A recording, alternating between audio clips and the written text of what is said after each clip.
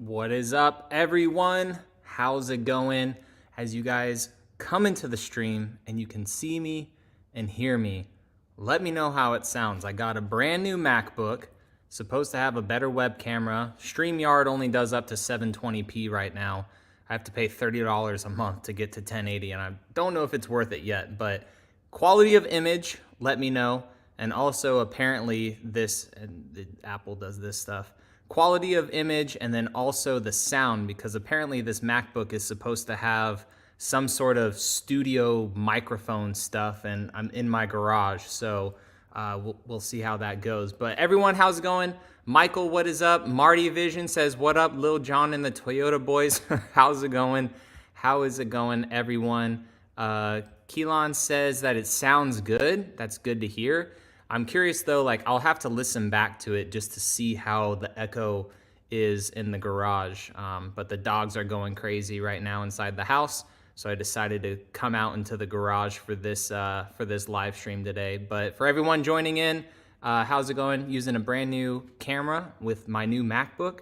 And hopefully the studio audio sounds good. But this way I'm just like right in front of you guys. And when I read everything, I can see it. It's all in one package, which is nice because I had a MacBook Air with the M1 chip. And if you guys aren't Apple people, like, sorry if I'm boring you with Apple stuff. I had a MacBook Air with the M1 chip that totally ripped, like, for editing and stuff. And then I had a desktop of a Mac Mini with the M1 chip. And whenever I would go to these Toyota events and stuff, and I wanted to do like other edits of like installs or shorts or anything else that I had on my Mac or my Mac Mini, I didn't have on my MacBook Air. And then I was like, I'm like getting behind on projects because all this stuff is at the house and it's not here, and I don't trust the cloud all the time. So I was like, F it, I'm just gonna get one MacBook Pro, M3 Pro, freaking Apple and all their names for crap, and then just sell the other ones and plug this into my desktop setup and then take it with me when I'm ready to go. But everyone joining in, what is up? That is my rant for today. If you guys are new to these live streams, we're trying to do them once a week, and this is the second week in a row, so we need to stay with it. But we get a little bit far behind in our questions.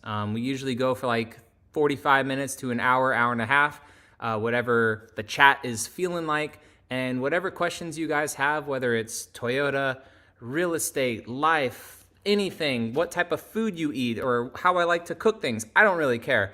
It's just my way to really connect with you guys throughout the week and stuff, or what's like future projects for the channel. What's 2024 looking like? Why did I title this thing Some Plans Just Don't Work Out, you know? So we'll talk about that stuff in a live stream, and we usually get like 10, 15 minutes behind for questions. So if you really have a question and you just want to hang out, you can just have this on like with audio in the background, because I don't really show anything on these live streams. It's just us really talking. So we'll start out with Michael's question. Did you get your window fixed? If you guys are following along with the Tundra saga, my second Tundra, for a window rattling on that vehicle, it is in the process of hopefully getting fixed the right way. Toyota Corporate actually contacted me, which is awesome. So the video did what it was supposed to do. It got Toyota Corporate involved, and they are getting with my dealership. They were talking with their own engineers and stuff as well. They have heard this issue as well with multiple people. So Toyota is aware of it. It seems like corporate-wise, they are aware of it. So there were some solutions that are being sent to my dealership to do that with the truck. I need to get with my contact at Toyota to see if I'm supposed to reach out to the dealership or if the dealership is waiting for the parts to reach out to me. So essentially it's going to be all new door seals, like around the whole door. And not only with that, to reposition the door a little bit more. So the door itself seems to be off the truck, because I don't think it's the window anymore, because when I rolled the window down of my Tundra and went over some bumpy roads, the door still shifts in place, and I still hear that noise and that shifting. So I don't think it's the window anymore, guys. I think it's the actual door. Bart, how's it going, man? Hey, John, hope you're doing good this week. It's only Tuesday, but things are doing very good this week. I hope your week is going good as well. Sammy, what is up? Thank you for always commenting on videos. I appreciate you. Mike, how's it going? Not good news. So the news for this live stream, it's fine. It's good and it's frustrating because I really wanted to do one more 5th gen 4Runner project for you guys. And I had a Solar Octane 4Runner TRD Pro like pretty much ready to go. If I wanted it, it was available. I could pull the trigger on it. Basically, I would keep my 4Runner as well and just do a new build of a Solar Octane that would pretty much be here like tomorrow if I wanted to pull the trigger on it, right? So I'd have 2 4Runners on the channel, and then the only thing that was keeping me from doing it is it was not last minute, but just kind of last minute thought in my head to do this. Found one, but it was getting companies on board to do the build like quickly. That isn't really gonna happen because I didn't think about it because Black Friday just happened, so all the companies are fulfilling a crap ton of orders. And by the time I got all the parts to do the build of the 4Runner the way that I wanted it to and like executed on the build, it probably would have been like mid-January into February by the time all that stuff was good. And like I have the Tacoma at that time. So I ended up not going forward with that thought process in my head because I didn't want that 4Runner to get outshined by the Tacoma when it comes. And I really just wanted to see a build like that through. And then ultimately dabbling the idea of giving it away around April, May timeframe. So like that was the whole plan. It was just gonna be so many moving parts at one time. And then we have the Tacoma, and then it's literally full steam ahead with Tacoma content, as I explained in previous videos of what I really wanted to do with the new Tacoma. So that is why some plans just don't go or work out. So not horrible news. It would have been something super cool. It is ambitions and stuff that I have for the future to do builds and do giveaways on the channel as a raffle style, not as a buy my t-shirt, get this many entries, but someone else can buy $2,000 worth of product and have like thousands of more entries than you. Like the way that I want to do giveaways in the future is like every person gets their one entry, right? It'd be a limited run of a certain thing. I'm not gonna give too many ideas away because I don't want people to copy it, right? I mean, it's free world. People could do whatever they want. But it would be a limited number, like a 1 in 1,500 chance to win a 4Runner or whatever build we end up doing in the future. Plus 2, we're really hoping to move down to the Tampa area, and it would just be so many moving parts at one time, and I feel like it would be successful, but it was just so many moving parts that like going into 2024, I want to do more quality stuff and not like quick video half-ass stuff. So like it may be a while in between certain videos and whatnot. But I just want quality and I want to see builds through and stuff like this one. We saw this build through, right? But it wasn't documented as well as like I wanted it to on YouTube. It was on Instagram. But yeah, so that is the not good news. Like it's whatever. But it's all good. Toyo says, what up, John? Keep up the great live streams. I literally watched the last one for 2 hours straight. Yeah, it was wild that we were on the last one for 2 hours straight, but I'm here for it, man. And if we do them weekly, I think we can get them down to like 45 minutes to an hour, because that one last week, man, we just had so much to catch up on. There was so much. Anthony, how's it going? Mark, what up? Sin, how's it going? Mr. Sheep, how's it going? Anthony, sounds good to me. Heck yeah, perfect. The audio sounds good. That's awesome. I can't wait to see it back. And 1080 would be nice, but not a big deal. And no echo. That is good. So for everyone joining in, I got a brand new MacBook Pro, M3 Pro, basically getting rid of 2 Apple products that I had, going back and forth and just streamlining it. So this is literally the computer's webcam and the microphones from it. Just seeing how it is. And eventually, if we keep doing live streams weekly like I want to, I'll upgrade to the 1080p program, or maybe find another StreamYard service or streaming service that's not as expensive, because I feel like $30 a month just to have 1080p is kind of outrageous. Like I feel like there's other systems out there that would be better than StreamYard for this, but it also depends on how I use it as well. For the future. So definitely want to invest into the channel. Like I'm not just, you know, being a money Scrooge about things, but I feel like $30 is pretty steep for just being able to stream at 1080p. Like that should be a standard thing by now. It's kind of crazy. Toyota Jeff, what is up, man? How's it going? Toyota Jeff and I, guys, we are going to become Lexus people. We are going to the GX Drive event. We just got that official confirmation email stuff. So look for some awesome GX content coming to our channels in January. I can't wait for that. It's going to be awesome. No echo, heck yeah. BC says the sound is fine. Yep. Perfect. Audio is good. I appreciate everyone. Thank you, Toyo. So next question from Bart says, did you see TFL's video about the allocated Tacoma and 5K market adjustment? That's kind of wild, honestly. I did see their video, and holy crap, I enjoy Andre and all their videos and stuff, but that is wild to see 64,000, I think that was. So if you guys go over to TFL's video, they're getting a new Tacoma as well. Like pretty much there's gonna be so many creators getting a Tacoma. So like literally it's a race to see who can get it first.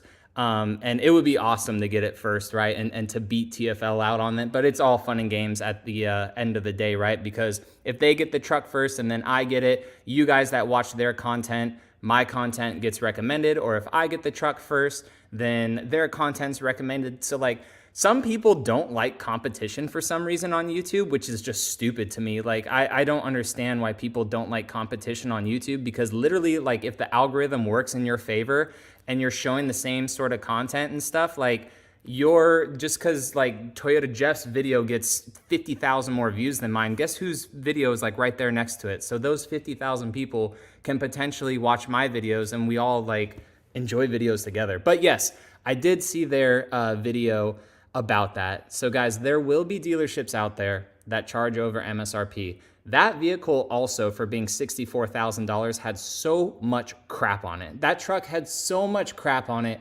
from the bed inserts to certain things around the doors. I think it had like the cables, which cost $90 or whatever it is. That truck had so much stuff on it. And then also a dealer markup. So obviously that's not the truck that they're gonna get. It was just someone's truck that has a VIN to be potentially built. And it just so happened to be going through a dealership that's like, yeah, we're gonna do a market adjustment on these. So my thing with market adjustments and also these new trucks that are coming out is there will be greedy dealers still, which does suck. But the Tacomas are gonna be such a high volume truck. It's not gonna be super hard to get, at least from what Toyota says. It's not going to be super hard to get like the Tundra or the Sequoia. So hopefully the 4Runner is going to, or the Tacoma is going to have a ton of availability. I mean, maybe not in the first couple months, right? So like if you really want the truck, or if you're a company and you really need the truck to like develop stuff on it and maybe be a little bit extra out of pocket, but you're gonna make millions of dollars on the back end with like all the products because you're like first to the gate, then it makes sense, right? If like it's close to you, you're ready to go, then sure. But for the most part, like people should not be paying a market adjustment on a freaking Tacoma, especially when interest rates are like at 6, 7, 8, 9%, you know, depending on your credit. So I think that the dealerships now that are still charging over an MSRP, they can go get bent, man. Honestly, like there's so many dealerships that I deal with that actually sell at MSRP, and like they're out there. So the notion that dealerships are all like over MSRP is kind of ridiculous at this point, but it was during COVID, like supply and demand. So I do get that, and it still does suck, but like people weren't complaining when dealerships were $10,000 under MSRP, right? Or like when they gave you $10,000 more for your vehicle that you bought and put 10,000 miles on. So, I mean, it goes both ways. But to answer your question, Josh, I did see their video, and that's wild. 64 grand, that is not worth it at all. The Tacoma, to me, I mean, it's crazy that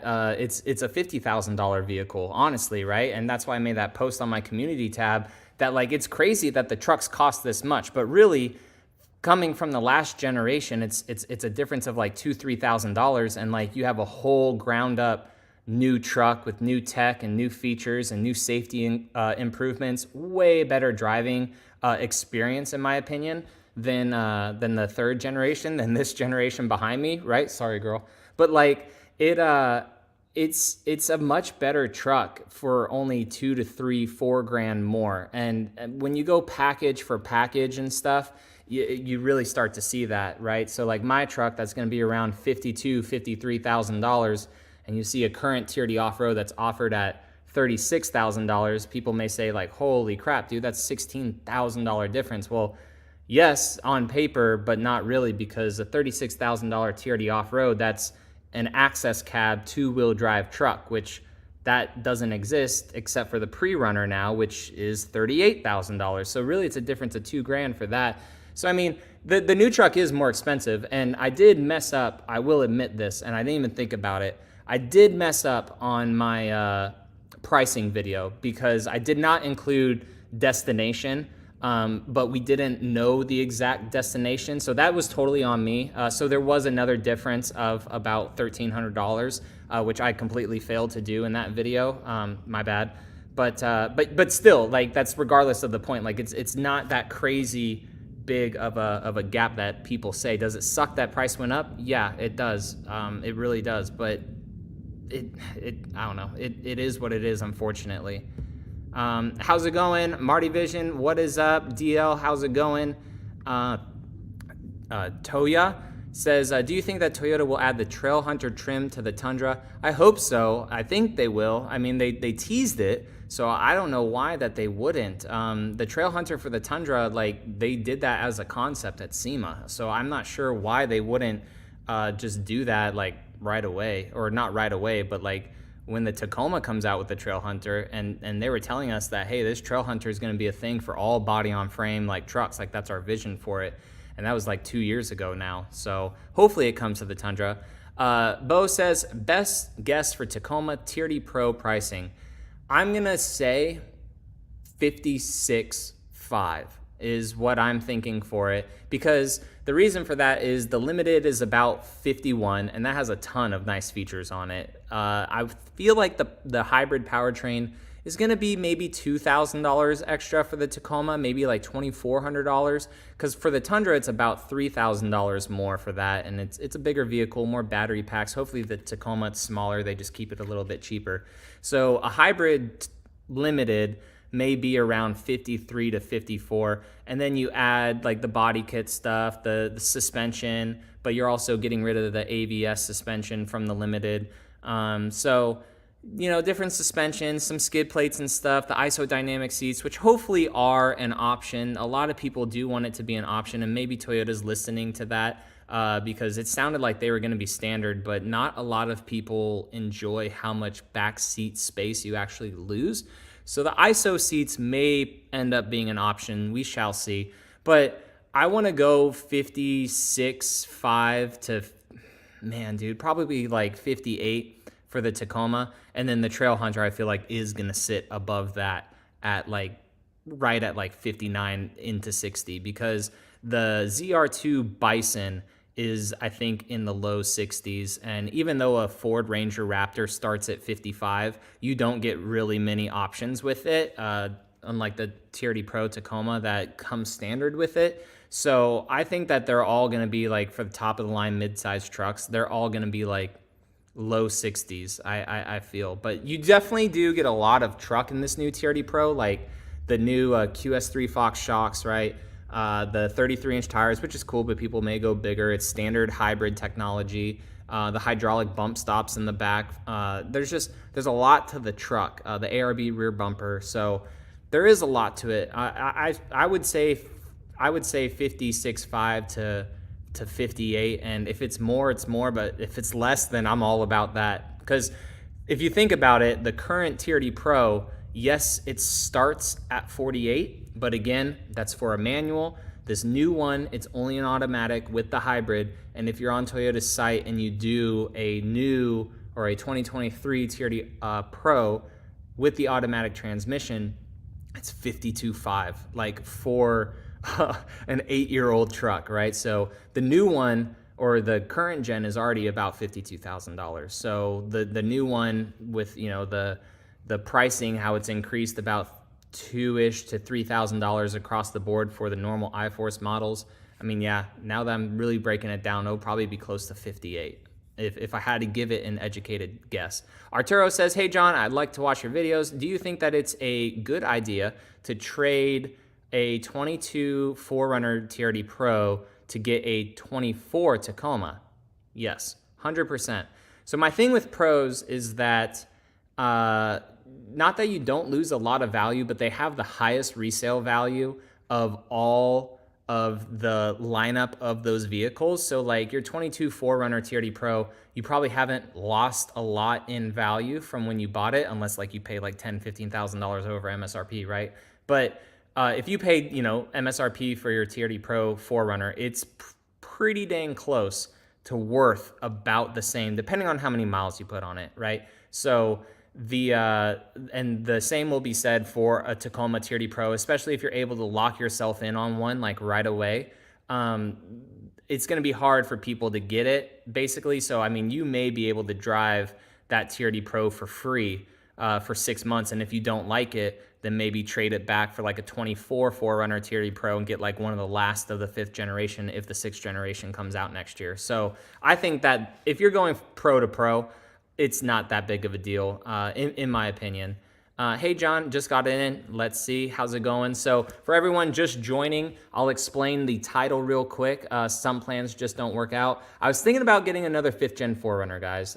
Keeping my TRD Pro that I have and doing one last build of a 5th Gen 4Runner and then seeing the hype around it potentially and then giving it away as like a sweepstakes around April, June timeframe. And the only reason I didn't pull the trigger on it is because to source all the parts and get all the parts, especially after Black Friday, it was gonna push into like mid-January into February. So really, like, I would have the 4Runner now, make some comparison videos, but guess what? I already did that earlier in the year with the Solar Octane TRD Pro. Make some comparison videos between it and mine, and just some filler videos here and there, but like the build really wouldn't start until mid-January, and that's when I hopefully hopefully before then, but it'll be all about 4th Gen Tacoma content. And then we'll be moving down to Tampa, and I'll have to sell stuff off anyways to like buy a house down there and whatnot. So like, it just ended up being too much going on in my mind, and like, I know the reward would have been worth it at the end, but like, I listened to my baby voice in my head and it's like, dude, this isn't smart. And I'm like, F you, it is smart. I want to do it.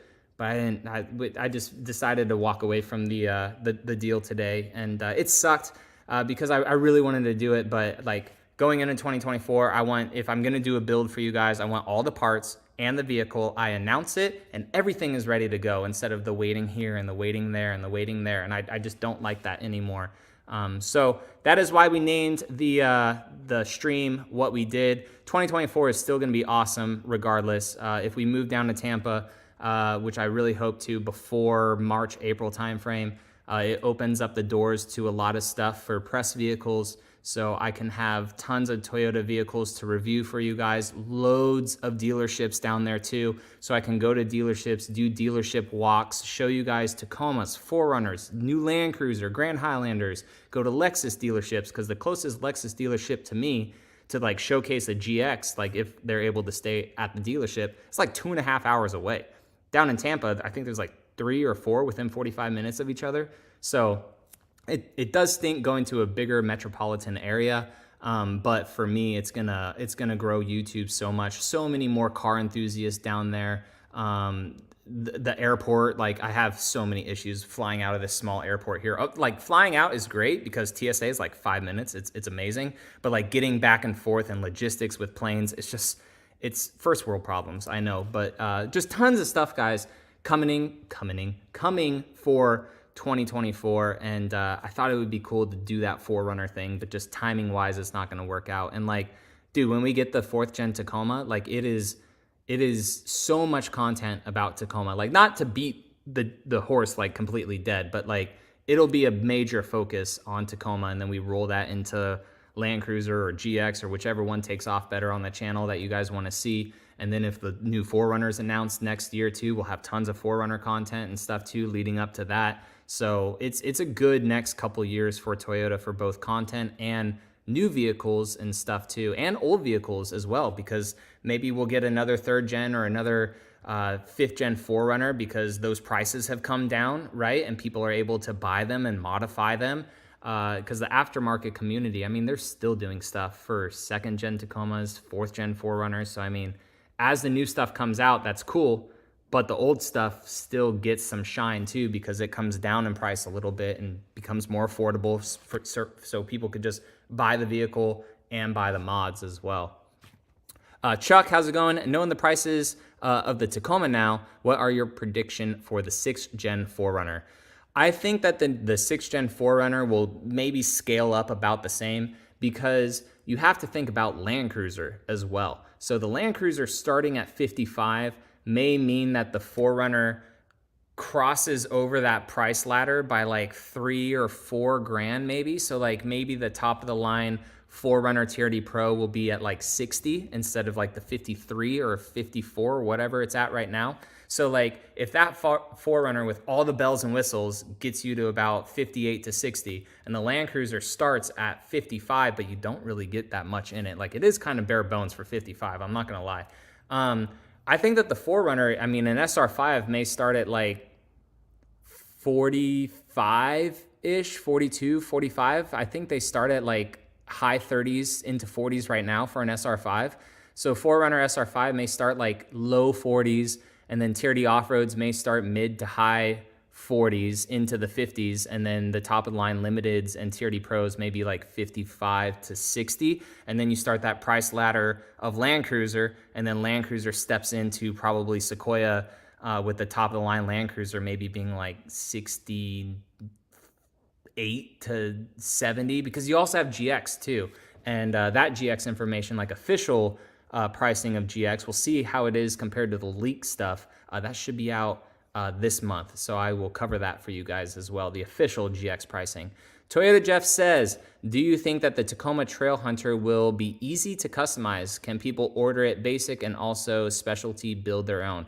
So Toyota told us that it will have a bunch of ARB accessories, right? And when I was buying my Tacoma, the dealer sent me basically the port add-on features, or if like, dude, so I need to share this with you guys. I don't know why I didn't in my one video, but there's a ton of port features that you guys can get with the new Tacoma, like even down to like with the Toyota logo right here in the center, there will be an illuminated Toyota logo like that you could get in the truck. The bed scene lights, those are a port feature that aren't even going to be available until April, unfortunately, so I couldn't get those on my truck. But there's like a 2-3 page thing of accessories from the roof rack, the bed racks, tons of crap that you can get for the new Tacoma. Like the aftermarket accessories is kind of wild. So I'm not sure if the Trail Hunter will just, well, it most likely will. It'll roll off the assembly line as from what we saw with that white one probably at SEMA, with just a normal ARB headache rack, the snorkel, a couple other things. But then the dealership will say, hey, these are all the options you can get with this Trail Hunter at the port. Do you want them to add all this stuff onto your truck? And it breaks down the price and all that stuff too. So I think it'll be super easy to customize if people are willing to pay the price. Gampy, how's it going? Jamie, what is up? How far behind are we? We are, all right, I'm gonna rapid fire through some comments real quick, guys. Kodiak says, hey, John, what do you think of the 24 LED headlights integrated LED DRL turn signals? Seems like they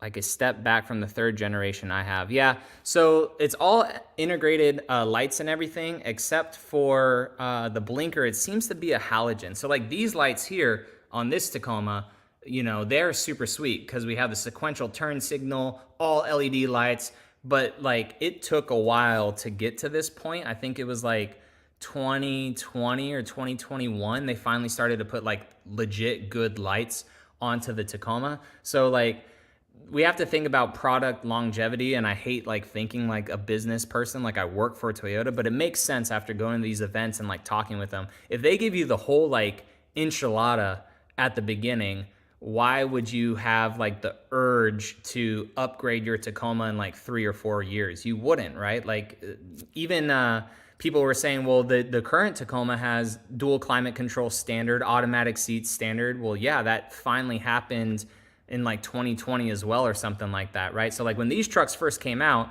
it wasn't all there until like the price was cheaper. They didn't have to charge you an arm and a leg, because like whenever Toyota upgrades something, like they're still going to charge you, but at least it wasn't that initial sticker shock up front, you know, like the Tacoma price gradually rose, and we got to the point where we are now. So I think that the lights, they look cooler than these to an extent, but like when these DRLs and stuff go on these lights, it is a lot better than what the new Tacoma looks like, for sure. These even look better than the Tundra lights, the OEM Tundra lights. These look way better than that. I love like the little C with them and stuff. Like it just looks really good on these current Tacomas, but that wasn't, you know, always how these ones were, but it does look a little bit cheaper. I do agree with you on that.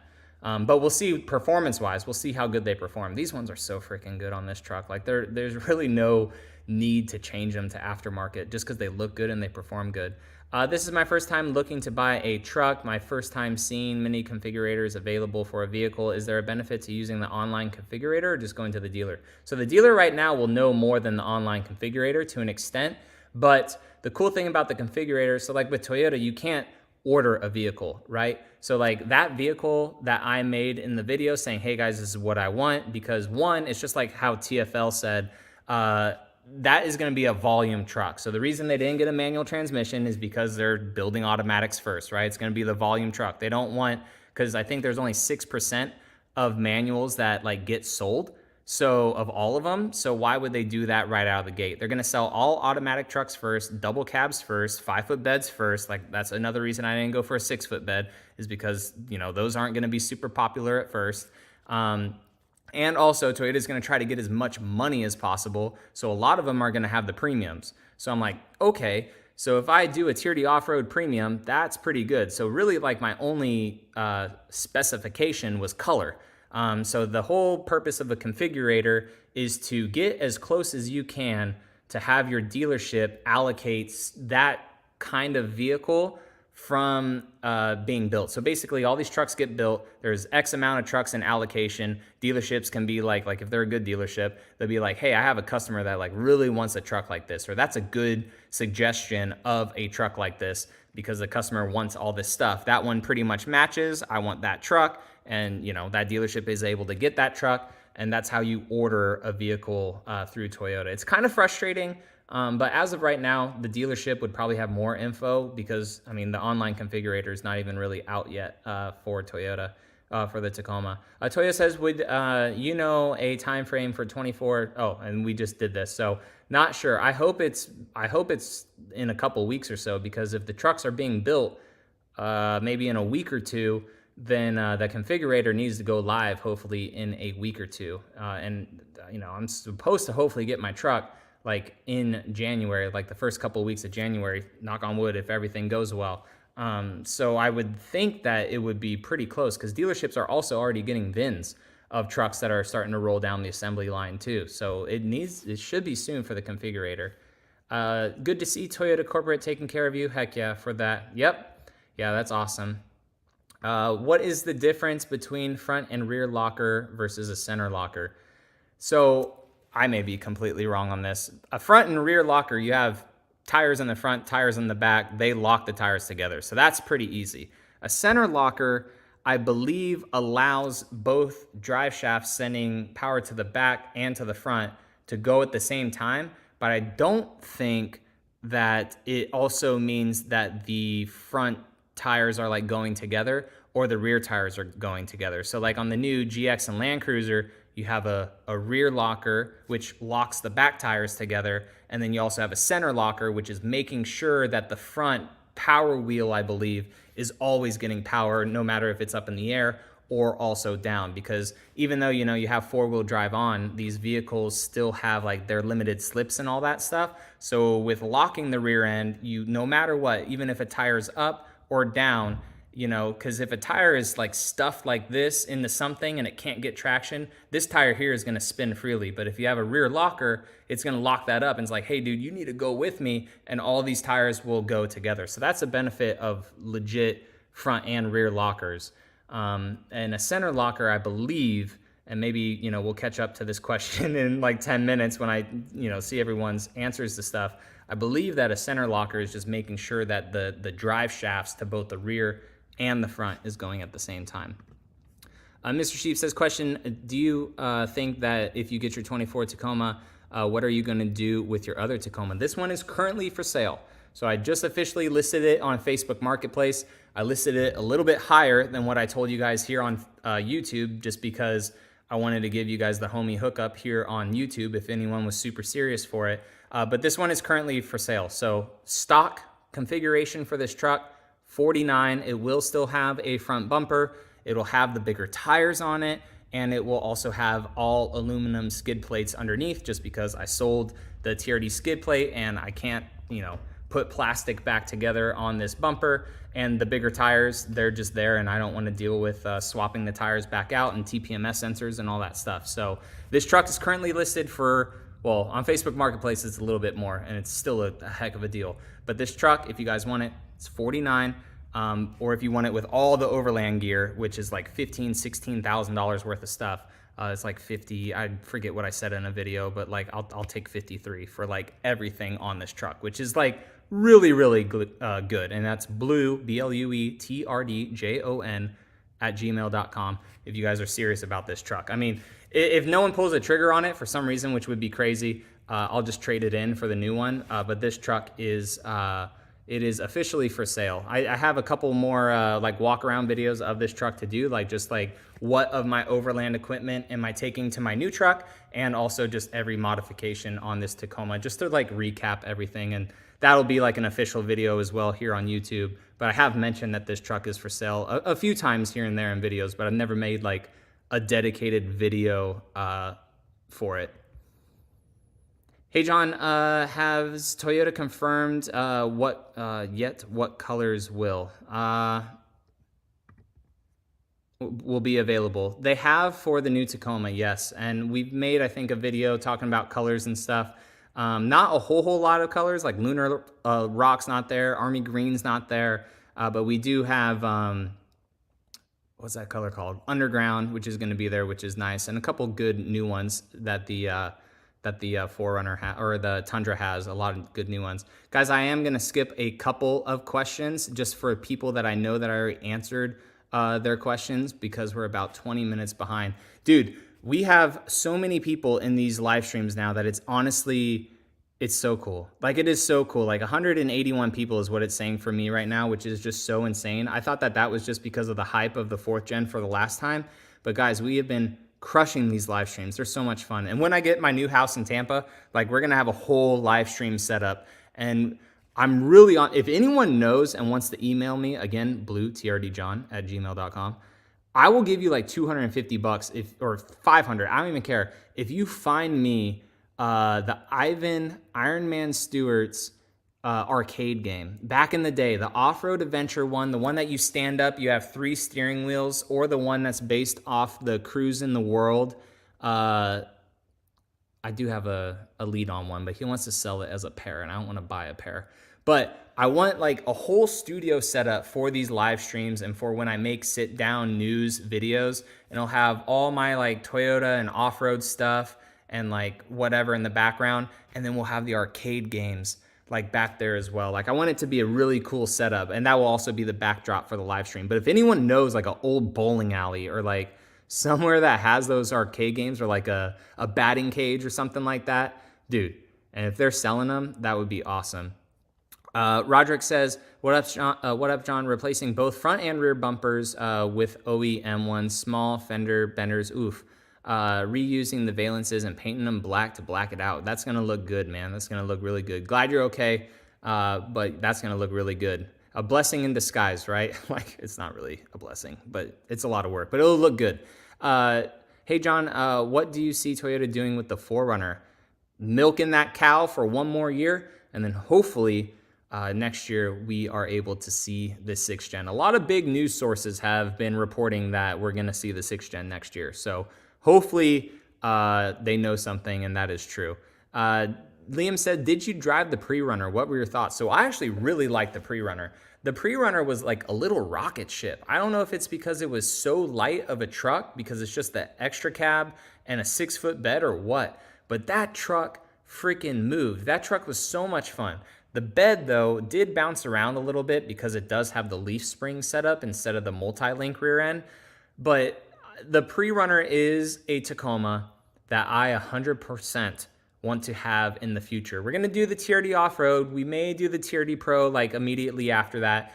But eventually, down the road, doing a pre-runner build would be so sick with like long travel suspension under it, like Baja, like fiberglass on it. I think that would look so cool. Definitely not a Florida truck. It would have to be, you know, when I start going back and forth to the West Coast a little bit more, but like a pre-runner Tacoma would be sick. And also, we weren't able to off-road with it, unfortunately, but I feel like the trails that we would have done, the pre-runner would have been absolutely awesome out there. The rear locker of the pre-runner, it can turn on up to, I believe Craig said 62 or 64 miles an hour. So you could do like little donuts with it out in the desert or whatever. If you're just going down a wash road at like 50, 55 miles an hour, you'll have both tires going at the same time. Super sick. Hey, John, do you know if... oh, I already got that one. Did you see the new Toyota Trucks commercial? The Tundra looks like it has a different front end, quite a bit better in my opinion. No, I haven't seen that at all. I'll have to take a look at that, but I don't know what that is. So sometimes in those Tundra commercials, like they're or Toyota commercials, they're a bit 3D rendered. So I'm curious if they were like showing us something a little special. I'll have to look that up on YouTube after this. Does the new Tacoma come with an auxiliary transmission cooler? Thanks. I don't think that it did. I think that it's all integrated through the cooling of the truck, but I'm not 100% sure. Trying to remember the radiator up front, I only saw one cooler, really. I don't recall seeing another one for the transmission cooler. Late to the stream, but your audio is much better than really? Okay, so for those of you just coming into, and I know this comment was 20 minutes ago or whatever, but I have a whole new MacBook. So like this stream right now, we're literally going over Wi-Fi because the last stream I used my phone as a continuity camera, and then I use the DJI mic, which I use in my YouTube videos, which sounds very good on the YouTube videos. But this new MacBook Pro, it has a high definition camera, which doesn't look the best because StreamYard only goes to 720p right now on YouTube for some reason. But the stereo speaker or the audio speaker up in it, I guess is doing really good. So that's freaking awesome. Appreciate that. What's going on, Sudsy? How's it going? Solid says, are you going to get the GX 550 and a Land Cruiser or just one? If so, which one would you choose? Bro, I wish that I had the money for both. I really do. Even like this 4Runner project that I'm not doing, which that is the title of this video. I'm not buying a 5th gen 4Runner project, even though I should have. Like I am regretting saying no. But it would be cool to have both. But with the GX, it comes out around the same time as the Tacoma. In order to do the GX, like just for a little bit, I would definitely have to probably sell the 4Runner and or Tundra to make that happen. And I don't know if I'm ready yet for the GX for that. I think there's going to be a very hard time to get the GX like over the Land Cruiser. But every time I drive the GX, every time I'm in the GX, it makes me like it a lot. And now that I'm going to drive the GX in January, like I just don't want to fall in love with it too much because like that powertrain is in the Tundra. I love that powertrain. It is like, that's why I still like to enjoy driving my Tundra, even though I wish it was a little bit better, like fit and finish wise and stuff. Like I love the powertrain of that truck. It drives so freaking good. And that's literally what the GX is going to have, plus quality. So like it's going to be the best. Cause like the LX600, it's cool, but like it's already outdated a little bit on the inside. Like it's not my cup of tea. I don't really like the LX600. I like the Sequoia more than the LX600, but I feel like I like the GX more than the Sequoia, if that makes sense. So to answer your question though, if I had to pick one, I'm gonna pick Land Cruiser, I think. Just one price is gonna be a little bit cheaper, hopefully, and also probably easier to obtain than a GX at first. Bro, that build is insane. Appreciate it, dude. Appreciate it. Yeah, the Tacoma Overland project. It was a fun build. I enjoyed it. Yes, can't wait for the GX stuff, but I'm also waiting for Land Cruiser. Yep, Land Cruiser information. Yeah, hopefully soon. I made a post on my Instagram about it. Like, I love that Toyota, revealed a bunch of stuff. I get that. I get to share it with you guys, which is really cool. But what I hate is how long it was since the Land Cruiser reveal, and then from like any content on it. Like, I mean, I think we revealed it back in August, and so it's almost been 5 months or so, and then like I don't even know when the drive event is really for it. And if they're like the Tacomas where they're hybrid and they're not even going to be available until like April-ish, then dude, that's so long. Like that's the one thing that I don't like is like from the event of the hype, it's like, heck yeah, this was awesome. And then it's like, not that the hype dies down because people still want the Land Cruiser, but it's not like the world we live in now. People just, I want it right now. They showed me it. I want to go to my dealership. I want the car right now. Like that's not how it works. But at the same time, like 8 months after like a reveal is kind of crazy, man. But it's all good. I want Land Cruiser information too. I want to know pricing of it. I really want to know if the MPGs are going to be around that 25 to 27 mark. Because if that's the case, then that's freaking awesome. And also, I just want people to get their hands on it for aftermarket opportunities and just try it out and see how it is. Your Toyota videos are the best around. Keep it up. There's other good people out there, man, but I do appreciate it, Patrick. I appreciate it. Thank you. That's awesome. I try to be like a blend of fanboy and like try not to like have too much of that come out. But some of the comments lately, it's like, oh, Toyota pays you, bro. If Toyota paid me, I'd have so many freaking other vehicles. Like, come on.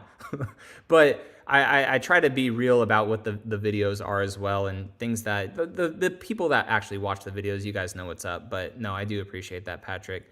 Dude, how's it going? Says, I went from 38th on the TRD Pro list to 15th for the Trail Hunter. It's my daily, and I'll just be going camping in it during summer. Right move. Yeah, I mean, regardless, whichever one comes first. So even though you're like 38th on the list or like 15th on the list or whatever. So for my Sequoia, I forget what number I was on the list when I was on for the TRD Pro, but just because you're like, let's say, you're 10th on the list and your dealership has one that comes. People may drop off because of financing, or also, let's say like those 9 people in front of you wanted the Terra color and they had to have the Terra color and you don't care. Boom, a white Sequoia TRD Pro comes in. You go from 10 to number 1. You're like, whoa, I got my Sequoia that fast, just because people have so many, like, I wanted to have this, I wanted to have that. And it goes back to the thing of Toyota doesn't order vehicles specific for people. So it's hard to do, right? So even though you're 38th on the list, that, like, depending on volume, you may fly up faster on that list on the Tacoma side, or vice versa on the Trail Hunter side. Depending on the deposit, maybe your dealership's cool and your one deposit could be for both trucks, or you may have to put another deposit down for both trucks. I'm not 100% sure. Can't wait for the next new car. I know. I can't wait for it also, man. It's going to be awesome. Crush Baseball says, also, TFL showed $8,500 for TRD Sport Premium Package. Ridiculous. What is Toyota thinking? Just for comparison, $7,500 for a Bison package on a Colorado ZR2, but you are getting bumpers, lift, tires, etc. Yeah, I mean, I don't know. I don't know. I need to break down a Colorado ZR2 versus, I mean, also what does total price come out to be? I think a ZR2 Bison is still probably $8,000 more than a TRD Sport Premium. But like, it just depends on what you really get, right? And it does suck because not a lot of people want everything, and you can configure vehicles differently with other brands. So, I mean, if that's what you want to do, then 100% go buy a Colorado or go buy a GMC. Toyota's not forcing you to buy that truck, And that seems to be the disconnect, is people are like, oh my gosh, the truck's this much, I don't want to buy it. It's like, okay, then buy the other truck, buy this truck without that package if you don't want to have it. But it does suck that, like, to get a lot of stuff. And we'll see how Toyota is with the Tacoma, because in my breakdown sheet of the truck that I'm getting, like, you can get a lot of the premium features. Like, if you just want the 14-inch screen, you could get a 14-inch screen. If you just want the heated seats, you could get that as well. So as we start to get more volume of these Tacomas out there, like, you can get some of the good tech features without paying $8,500 for everything. So there will hopefully be those for the Tacoma. So Toyota's not forcing people to spend another 9 grand, which is a lot of money and pretty ridiculous to get all that stuff. But you do get a lot out of it. I mean, it's still a lot of money, but you get a lot of stuff like the automatic tailgate. I don't think the Bison has heated and ventilated seats. I'm not sure if the Bison has ventilated seats or even a moonroof, but it may. I know you have to pay for cruise control, right, for a Chevy, but people aren't complaining about that for Toyota because it's standard. So there's give and take. That's why I tell everyone, like, a Colorado may be cheaper at the end of the day by like a few marginal dollars, but like just go to those sites and like build the truck for like options to options. And they're so close. Like they are really close, guys. Redbeard says, I'm leasing a 22 SR5 and the tech upgrades to the 24 are almost all exactly what I would want for my ideal Tacoma. So when I was driving my Tundra one time, dude, out at, I think it was my white one, out in that little off-road area that we have, the engine, the powertrain, the tech, all that stuff, I had the maps on the big freaking 14-inch screen. And I was all like, if the Tacoma is anything like this, I'm going to enjoy it a lot. And the Tacoma delivered on that and more. This Tacoma, for the tech and the upgrades and everything in it, like, again, you could get one super base. You could get one super base for $9,000 less, just as we did the last comment, right? But if you really want a lot in a truck, like the Tacoma now has so much more than it did in the last generation. It's kind of crazy. And that 14-inch screen, even though it looks huge on video and in like photos and stuff, honestly, the 14-inch screen, it does look like right at place, like just right there in the dash. It's super nice. Like imagine your maps on that screen and your music and all that stuff. Like it's really good, guys. I'm excited for it. I think that would be a good upgrade once your lease is done. And hopefully there are some on the dealership floor that you can just roll your lease into that. That would be nice. I can't imagine the markups for the Land Cruiser probably will be $70K for, don't shop at that dealership. That'd be ridiculous. There will be markups though at certain dealerships, right? But at the same time, like the automotive industry is hurting a little bit right now because of interest rates. So even though the hype may be there at first, they may try, but ultimately if they're sitting on that vehicle for more than a couple of weeks to a month, they're definitely willing to make a deal for sure. BC says, I got my 23 5-foot bed double cab off-road for 44, 1K under MSRP. A 24 premium would be 52 to 40 today. I understand new tech, but that is a hard pill to swallow.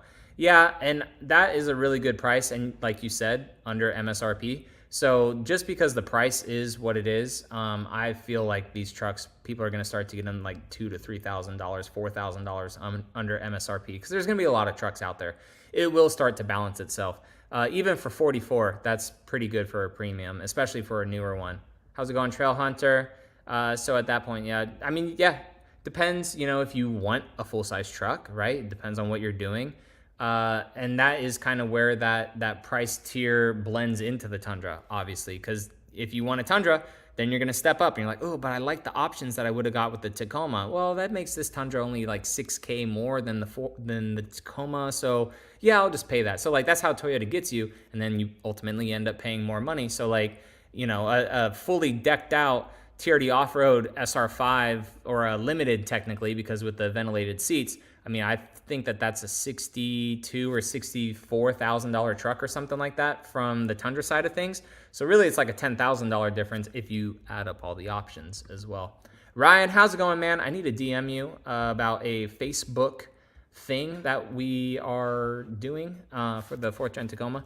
But you are answering his questions there. And Toyota Tacoma TRD Pro MSRP, yeah, should be about 56.9. So yeah, I was guesstimating like 56.5 in the 7s or 8s of 55. So I think that's a good ballpark to hopefully be around. I would love to say 62,000 and then it comes out under that and everyone's like, woohoo, but that's not how it is.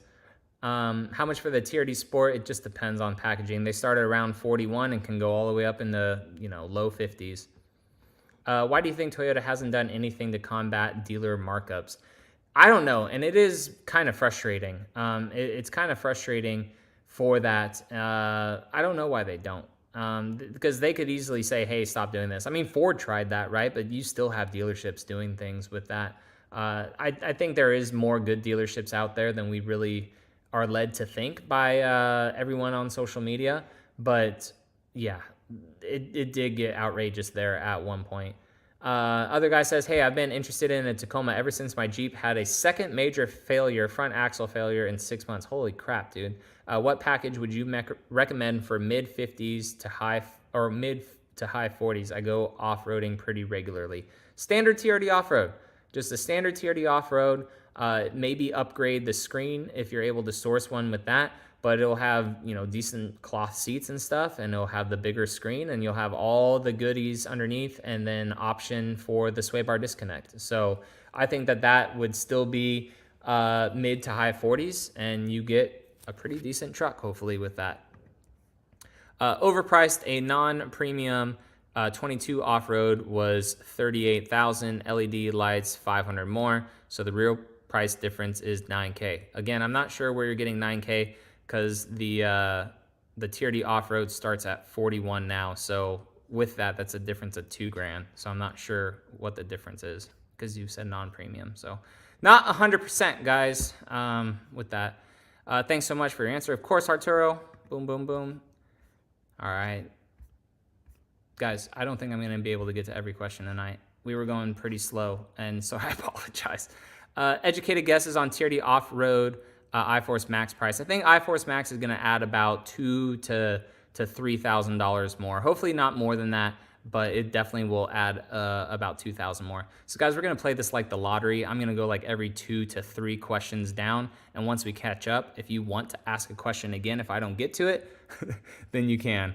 But I try to answer everything, man. But when we have 150 people in here, this is getting difficult. Even now on my normal YouTube videos too, I used to always reply back to every single comment, but now like it's a super thankful problem to have, but like I can't keep up. There's just no way. And like I for every morning, like after I get out of my cold plunge and everything, and like I dry up and I just stand in front of my computer and I reply back to all the comments, I still can't get to them all, and I do that for at least an hour every single day. Matt says that the new Tacoma looks like to have a lot of cheap plastic inside. So they were all pre-productions, like you said.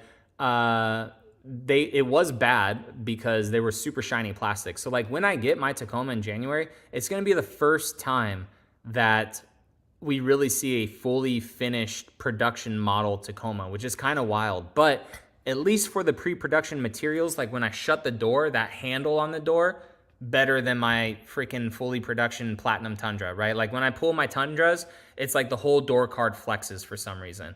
That Tacoma, I can shut that door all day. It's like the 4Runner, how the 4Runner has like that kind of beefy handle on the door. That's how the Tacoma is. So even though it was a lot of visually bad looking materials, the materials were solid, at least on the Tacoma. Dude says, would you try a Toyota roof rack or bed rack for a rooftop tent or go aftermarket? Personally, I don't care for Toyota's roof rack that they had. Good on them for doing one. And the bed racks that they offer, the ARBs, I like the bed rack that I have on my Tacoma a little bit more, the Cali raised one. It just looks better, in my opinion, more stuff to do for it. So I would personally just go all aftermarket, but that's just me. Warren P says, do you think that the new GX would need a more luxurious interior at like IG, more color wood aluminum panels to compete with the Defender? I think that the whole GX purpose is to be kind of simple in the off-road space for like people that don't want like a whole bunch of flashy bits really. And that's kind of like where the LX is.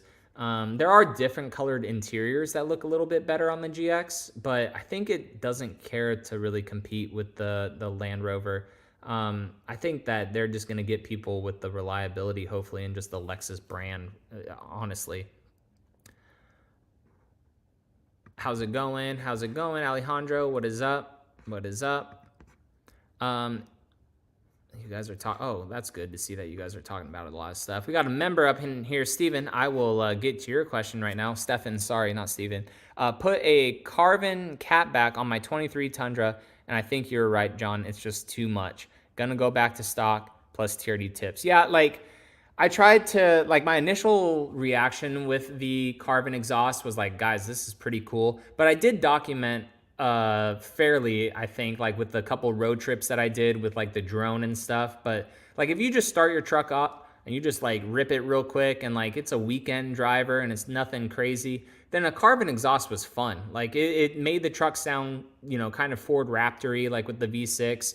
It sounded good, but like if you're dailying your truck and like it's just, it does get a little old after a while. That's why I liked the AFE exhaust when I put it on the Tundra, because it had like some attributes of wide open throttle that the carbon exhaust had, but it was still tame. And the only time I got sick of it was when we were towing the boat back from Tampa, and like the truck just did not want to downshift and it stayed in like 7th gear, and you just heard like the whole time. But other than that, with the AFE exhaust on the highway, it didn't drone at all, which I was very thankful for. Enrique says, so what is the normal process to getting a call from your dealership for your truck?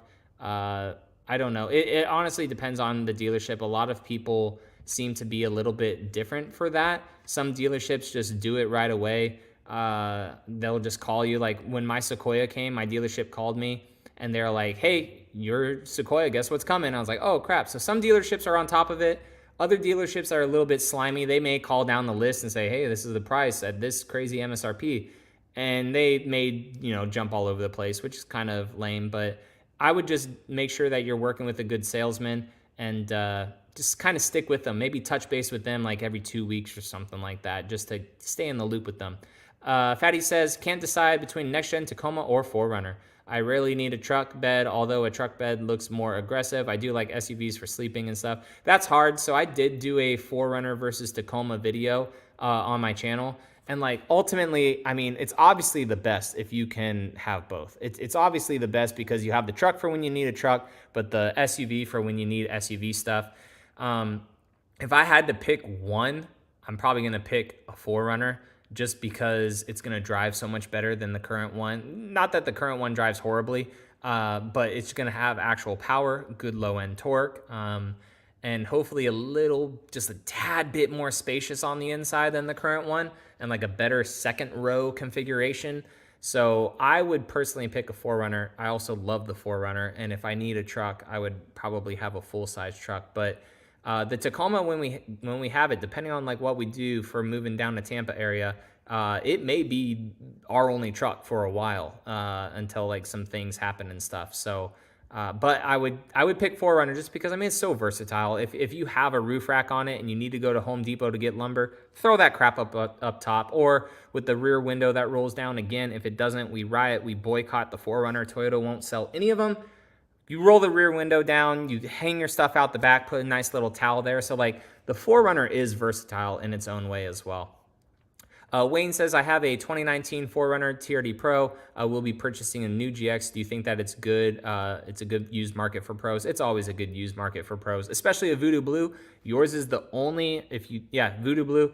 Yours is the only 4Runner, aside from Hawaii, for one special edition that they did there. Yours is the only Voodoo Blue 4Runners. If someone wants a Voodoo Blue 4Runner, just like my Cavalry Blue 4Runner, if someone wants that color, they have to buy yours. So that helps for your rarity a lot. I think that it's a good market for it, especially if it's clean. Someone will pay, depending on miles, probably into the 40s for it. I would hope for you. It may be a little bit different now, but if I sold my 4Runner, I would want low 40s for it. I would hope to get that out of my 4Runner. Maybe more. I'd have to research, honestly. Hey, John, genuine question on off-roading and overlanding.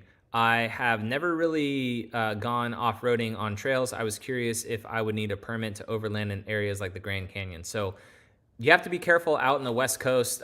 They do have a bunch of public land that you can do, national parks.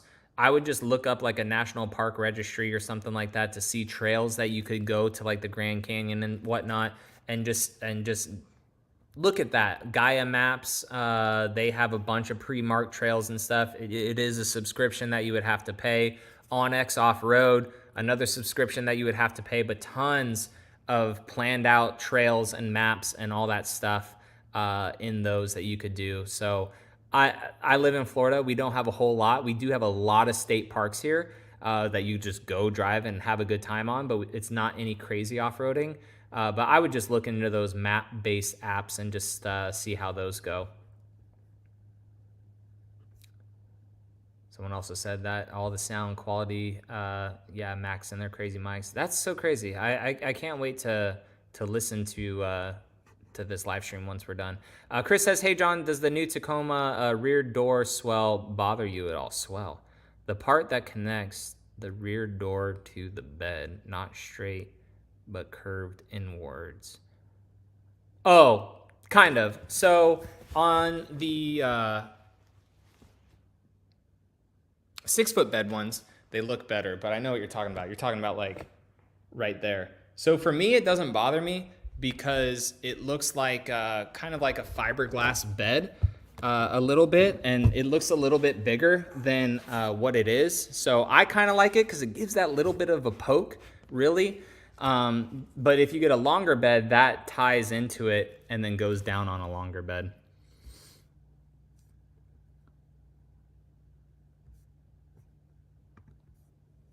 I already answered that. Sound is good.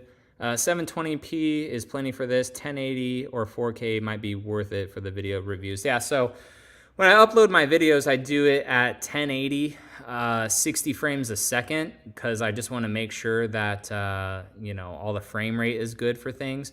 But I am getting a new camera as well. Like I said, guys, I'm investing. I do this every 2 years or so as the quality and the more money I make on YouTube like starts to get better. It relates to more vehicles for the channel and more mods and stuff. There's a stupid thumbs up thing.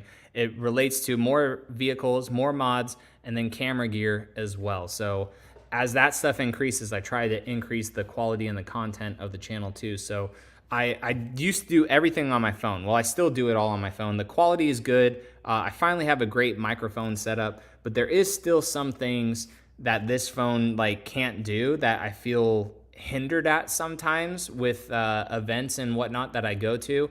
For the Tacoma event, I finally used my action cameras again, and the quality was good on them, but a lot of exposure, like the aperture just was not set the best on some of them, so some of the film is just so washed out.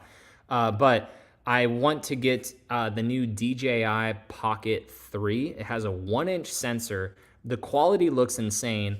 It has a little screen on it that if it's in landscape mode, it films in total landscape. It could do 4K up to 60 frames a second, which is insane.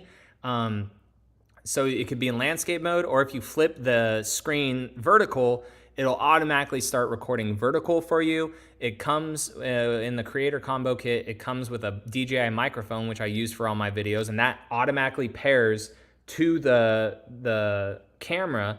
And then by a double tap of a button, I could be showing the car, right? And instead of like me flipping my phone to get the better resolution and like being all awkward on like the screen and stuff and like my head being all off or whatever, you just double tap it. The gimbal turns back around. It's looking at you. You double tap it again. It goes back to the car. It'll be way better for low light situations. And it's a gimbal too. So like, even though the iPhone actually has really good image stabilization, it's digital though. So in, you know, interiors of cars, like when I really try to get it, I should have gotten like a light for my iPhone. But it's like really grainy still. It doesn't look the best. So I'm going to be buying Osmo Pocket. And I'll still use my phone for backup stuff as well, or like some quick things for Instagram or TikTok or whatever. Like I'll still use my phone for some of that stuff. But the next thing to upgrade, so the first was this laptop. There's not really many Toyota events until I get my truck in January-ish, and then the Lexus GX event, and that's all in January. So I have a little bit of time to wait for the Osmo Pocket. But yeah, I should upgrade the stream though. I mean, if 720p looks fine for this, it's not like we're moving around and stuff, but I'm curious if YouTube doesn't prioritize the live stream just because it's at 720 as well with all of YouTube's crazy algorithms and stuff. Any good recommendations for aftermarket winch for a Tundra TRD Pro? There's so many winches out there. There's some people that swear by Harbor Freight. Like you could just get a simple Harbor Freight Badlands winch. people, you know, Warren Winch is a household name in the winching industry. So, I mean, there's a lot of winches out there. You also need to take into consideration the weight of your truck, and also a little bit more than that. Like, I wouldn't just get the weight of your truck for that winch to be compatible with. I would, like, if your truck is stuck in the mud, it's going to weigh a lot more than whatever the truck weighs. So I would take that into consideration as well. And maybe just join like a Facebook group or whatever and say like, hey guys, what winches do you guys like? And you'll get tons of different answers, but you'll start to see like the common answers as well. Can you get a 6-foot bed on a TRD Pro or hybrid besides Trail Hunter? You can if it is, oh, it is pronounced Steven. Heck yeah, dude. You can on a TRD Off-Road and a TRD Sport, I believe. We'll see exact 6-foot bed packaging when all that information comes out. But a Pro, you cannot get a 6-foot bed. You can only get a 5-foot bed for the Pro. Toyota's never done that before on the Tacoma. They did on the Tundra because they did it with a smaller double cab on the last generation, but not with this new one. Alejandro says, hey John, do you think that the 23 Taco TRD with a premium package and technology package for 41 is a great deal? Apparently to some people, no, because like that's, oh, premium. Yeah, that's a very good deal, actually. Sorry, I didn't read premium package and technology package. That's a very good deal, especially if that's out of the dealership. That's a very good deal for 41 because that truck is MSRP at about 47 to 48. So that's a very good deal. Heck yeah. I didn't read premium at first. Even though I read it, it didn't register in my head. Is there any pro or con to having an axle dump exhaust like it is on the Trail Hunter? The only con that I can think of is exhaust fumes going, like if you have a camper set up on your truck and everything's all insulated, you could potentially, like if you're really idling like a lot out on the trail or at stoplights or whatever, exhaust fumes could, since they're just right there under the bed, exhaust fumes could make their way up into your camper. So you make sure that you want to air that out. But if you don't have anything on the bed of your truck or whatever, then you really don't need to worry about an axle dump. The pros to it is that if you guys have seen the videos of how low the exhaust hangs on these new Tacomas, like they actually hang pretty low, you're not going to rip it off. So the nice thing about just being an axle dump is if a rock hits your axle, it's hitting your axle. It's not going to like ruin your whole exhaust. Alex says, hey John, do Toyota dealerships, Toyota dealerships will be ordering any base TRD off-roads with no options? I'm wanting to buy a TRD off-road manual with no options. They 100% will. I'm not sure about at first, but the Tacoma, there'll be hopefully 150 to 200,000 sold every year. They will definitely have the base manuals and stuff and with no crazy options. It may not be immediate, as I was saying earlier, and as TFL said, like in their videos and stuff, volume trucks is what they're going to be selling most likely first to get the steam up and running and stuff for these Tacomas, get them out there. And then, I mean, there may be some manuals trickled in here or there, but they're going to be super hard to find. But, you know, hopefully in 6-7 months when there's hundreds coming to dealerships and stuff all the time, you should be able to find your manual. Not saying that you won't be able to right now. I'm just saying that they're most likely going to prioritize automatics and trucks with packages just to, one, get them down the assembly line to install everything, and two, to make as much money as they can in the beginning. Chris says, hey, John, thanks for all your comments and stuff as well, Chris. You always comment, dude. Hey, John, does the Tacoma... Oh, what the heck, dude? I already read this. Am I going up in my freaking stuff? I think so. Arham says... Hey John, rumors are already coming out that the next gen RAV4 will be all hybrid and one electric model. I think that we have three, almost 4 gens of RAV4 since the current 4Runner came out. I know, we need that 6th gen. And that, oh, it's our heater. Yes, we have our heater on in Florida. It's crazy right now. It's 59 degrees. How cold is it where you guys live right now? Yeah, I feel like the RAV4 will follow the Camry in that sense as to being an only hybrid variant, and it would be wild if the RAV4 got like some sort of a TRD version or something like that with the hybrid max. That would be wild. That would be a very cool fast car. I doubt Toyota would ever do that, but it would be very cool. Tashio says, okay, you also live in Florida. The only crazy ones are ones with the ORV permits. Yep. So I get what you're talking about. Any specific areas in Florida for off-roading? So depending on where you are near Big Cypress, where's Big Cypress at? I'm up in the Panhandle, so I don't know a lot down there, and I'm trying to get down there. Big Cypress. Where are you, Big Cypress? I mean, that looks beautiful in itself. A lot of kind of swampy area, though. Zoom out. Oh, you're way down there. Okay. So I know like in Ocala area, I mean, that's way up 75. I mean, you're probably talking 4 hours or so to get up there. But in Ocala area, there's a place called Citrus, and then there's Hard Rock Off-Road Park as well. So that is another cool thing going down to the Tampa areas. I will actually have like some off-road parks to go to. I don't have anything where I'm at. But yeah, down where you're at is a bunch of like swampy state forest stuff. If you go past like Ocala area, that's where some decent off-roading stuff is. Any thoughts on the Cybertruck? I'm glad it's finally out. Like and for $40,000, right? So the Tesla Cybertruck is, I think it's cool. I think it's cool because it's just something different. It's crazy Elon Musk doing whatever the F he wants to do for a truck. The numbers actually seem pretty decent for it.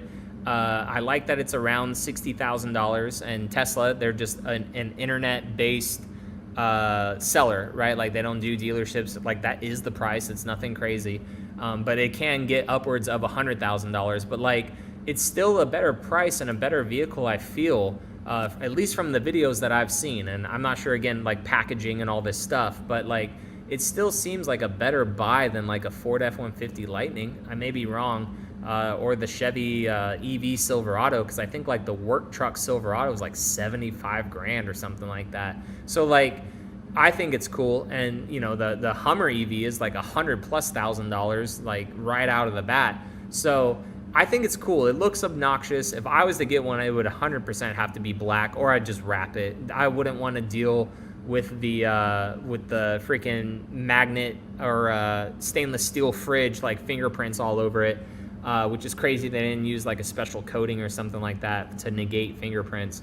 But I think it's cool. I'm just glad that it's finally out, because it had been a thing forever and delayed and stuff, and it is a lot more than what he had originally targeted it at 40,000. But it's cool. It's unique. It has a huge windshield wiper. There's actually more room in it than what it looks like. And the size of it, I've been told, is around like the Rivian size. So it's not like a full-size truck size. And I think the Rivian is a perfect size. Like the Rivian is a perfect interior and size of a truck. The Rivian really reminds me of like the interior of the first-gen Tundra. Like good amount of room in the back seats, good amount of headroom. Rivian's a really good truck. That's probably my favorite EV truck out of all of them. Jay says, do you think that Toyota going with a 4-cylinder turbo for the Tacoma and 4Runner is better than the V6 non-turbo? Reliability-wise, time will tell. Time will tell reliability-wise, but drivability-wise, way better. It's way better than this 3.5. That 8-speed transmission is great. The low-end torque coming on at 1,700 RPM, or the peak torque coming on in low at 1,700 RPM is super nice. Like, the truck drives so much better. I did just drive my 4Runner today to the mall, and we went to Target and the grocery store. But like, I still enjoy driving it. But even here on our flat roads, right, like going on from a stoplight, you put your pedal down, the 4Runner wants to shift a couple times, and then you're like, all right, I'm still not up to speed yet, so you put your pedal down a little bit more, it downshifts. So I mean, it's just old. It's old, but it's solid. I know I'm never ever in the life of me, knock on wood, have a problem with my 4Runner. If I keep my 4Runner, I want to supercharge it just to see what that's all about. But like, I feel like these new turbos, 4-cylinders, are just a much better driving experience for these vehicles. Now, time will tell with reliability and stuff, and then when people start putting weight on the truck too, and bigger tires and all this stuff, like what the MPG will be like we'll have to see. But at least right now, first impressions, drivability wise, like it's so good. It looks like we're only 9 minutes behind, so we do have, and we're catching up on questions. So I'll go through these last little bits, and I can see that we're trickling out of people here because it's getting a little bit later, so that's totally cool. So we'll start to wrap up. Steve says, what would you rather take, the new Land Cruiser or the upcoming 4Runner? If I had to pick one, it's going to be 4Runner all day, every day. My first vehicle was a 4Runner. I had a 1995 4Runner. My buddy actually sent me a photo. So my truck is in my old 4Runner. Oh, I may have deleted it when I reset my phone. My old 4Runner is in Michigan, right? Yeah, I deleted it, damn it. My old 4Runner, it was a California truck, super clean. Sold it for way cheaper than what these vehicles go for now. So I was the second owner, 1995 SR5 4Runner. It did have the 3-point slow in it, completely gutless engine, but it was like an SR5 premium. So it had the moonroof and like some of the more upgraded features, 4-wheel drive, all that stuff. 140,000 miles I think I had on it. Very clean California truck.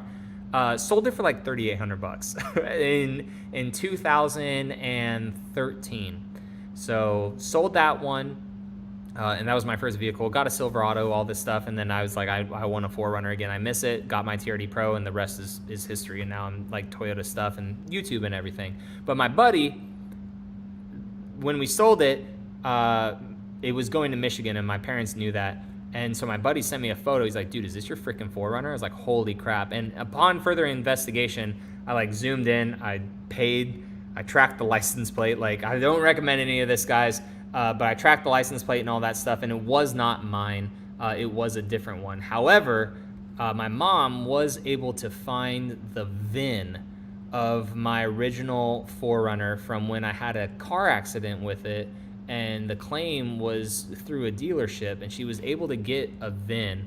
And I do have family in the police realm, so that is a side project for me in my mind, to track down my original 4Runner, because like a goal one day is to have one of every generation in a freaking barn or something like that. Some big 10-acre property in freaking Florida or whatever, and in my barn I have every single generation of 4Runner, and my 2018 is my 5th gen, and my 1st gen, or my 2nd gen, is right there as well. So when I got the VIN, that same app that I used to figure out if that was my 4Runner based on the license plate, I came to find out that my 4Runner is still in Michigan, but it's on its 5th owner now. So not sure of the condition of it. There are no records of mileage or anything like that for it. So it could be a total project when the time comes or what, but I am waiting on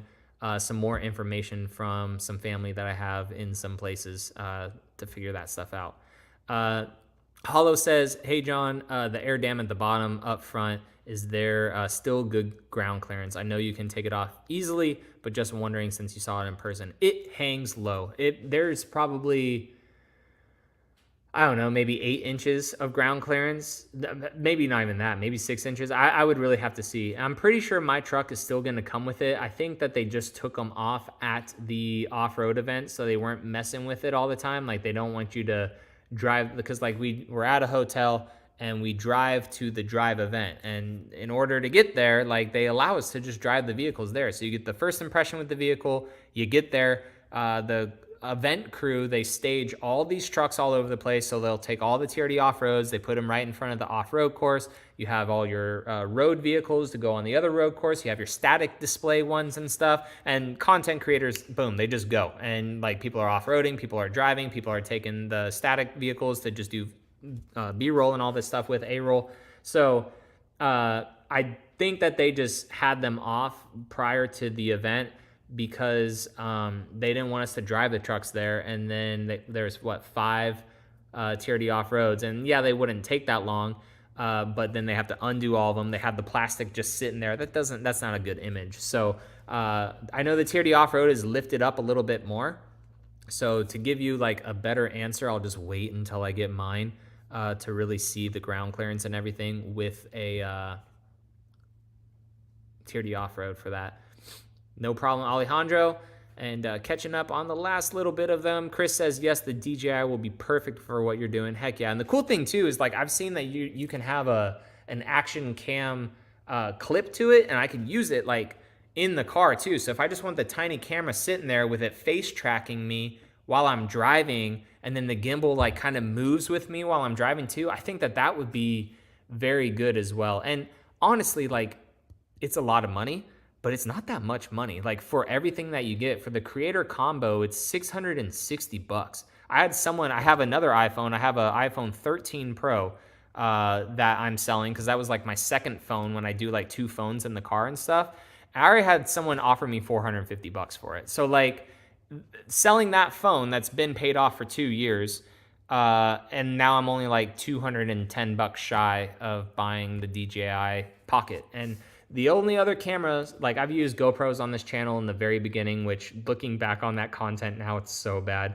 I used my DJI Actions for a little bit as well. Those were good. And then I also had a Sony ZV-1, and the content that came from it was great, but I got a little bit too frustrated using it sometimes because I just set it on auto and forget. I'm not messing with the aperture and the white balance and all this other crap and going into manual. I hate that. No, I just want to turn the camera on, capture the content, make sure I get the content, and not be frustrated with it. And I feel like the DJI Pocket is going to be the way to go. I think like that is going to be the ultimate setup, hopefully. Hey, John, I regret trading my Wagoneer Series 3 for a Sequoia TRD Pro. What does that look like? Wagoneer Series 3. I love this new computer. It's so freaking sick. Oh, dude, yeah. All right, let's go back to the question. TRD Pro got an allocation after literally 15 months of waiting. So a big thing that I can see from what a Wagoneer Series 3 is to a Sequoia is you lost a bunch of cargo space. Like those Wagoneers are damn near Suburbans, maybe even bigger or something like that. So cargo space definitely, and MPG's probably a little bit better, maybe like a better punchy vehicle. But I know those Wagoneers are definitely very nice interiors. So the nice thing is the Sequoia TRD Pro, I guarantee you it has held its value depending on what you got the price of it at. So honestly, if you want to go back into a Wagoneer, especially I'd personally wait until they come out with the Hurricane engines in them. I'm not sure if they're already shipping with them in them, because those Hurricane engines, like they have some power. Holy smokes! I like watching the videos of those new engines. So maybe the TRD Pro will hold its value really well. I made money on mine when I sold it. Granted, it was like 5 months ago. But the Sequoias, they hold their value really well. So that is a caveat to it, is that the Wagoneers will go down in value a lot more. But it's all about, functionality for you and like being happy with the vehicle, honestly. Like that was one of the reasons we sold our Sequoia. Like it's not that I wasn't happy with it. It was just like, it was there. It was cool. It was fine, but it wasn't like, holy crap, this vehicle's awesome, So it does have some shortcomings, especially the whole backseat situation. The whole back cargo area of the Sequoia, especially coming from a Wagoneer Series 3. That thing's a freaking limo, dude. It's massive. The Sequoia, you're definitely losing a bit of cargo space and everything. But the value's there for the next buyer. Like the value is there because people are going to love it. It's a TRD Pro. So definitely you could trade it in for sure. And depending on what you paid for it, I'm not sure what you paid, but most likely not lose that much money. No worries, Alex. Yes, I saw how low exhaust hang and noticed that the trail hunt, never owned a truck, so learning it all. Yeah, if you're not going to put anything crazy in the bed or be sleeping in your bed and having the truck on and stuff, then having an axle dump, no issues with that. Did you test drive a Tacoma manual? What did you think? I did. Only stalled it a couple times. The IMT button on it is cool. Intelligent manual transmission. It kind of like rev matches for you and stuff. It's basically stall proof. Like you can, let out the clutch and not put your foot on the gas and the truck will just catch and it'll go. The manual transmission was good. It was fun. I did it in a TRD Sport and also the manual off-road. I did the TRD off-road, manual off-road, I should have said. And the ratio, like when you're in first gear and 4 low, holy crap, you could just get out of the truck and the truck will walk. Like the gearing ratio is so like high or low. I think it's like 4.5 something or whatever is the first gear ratio.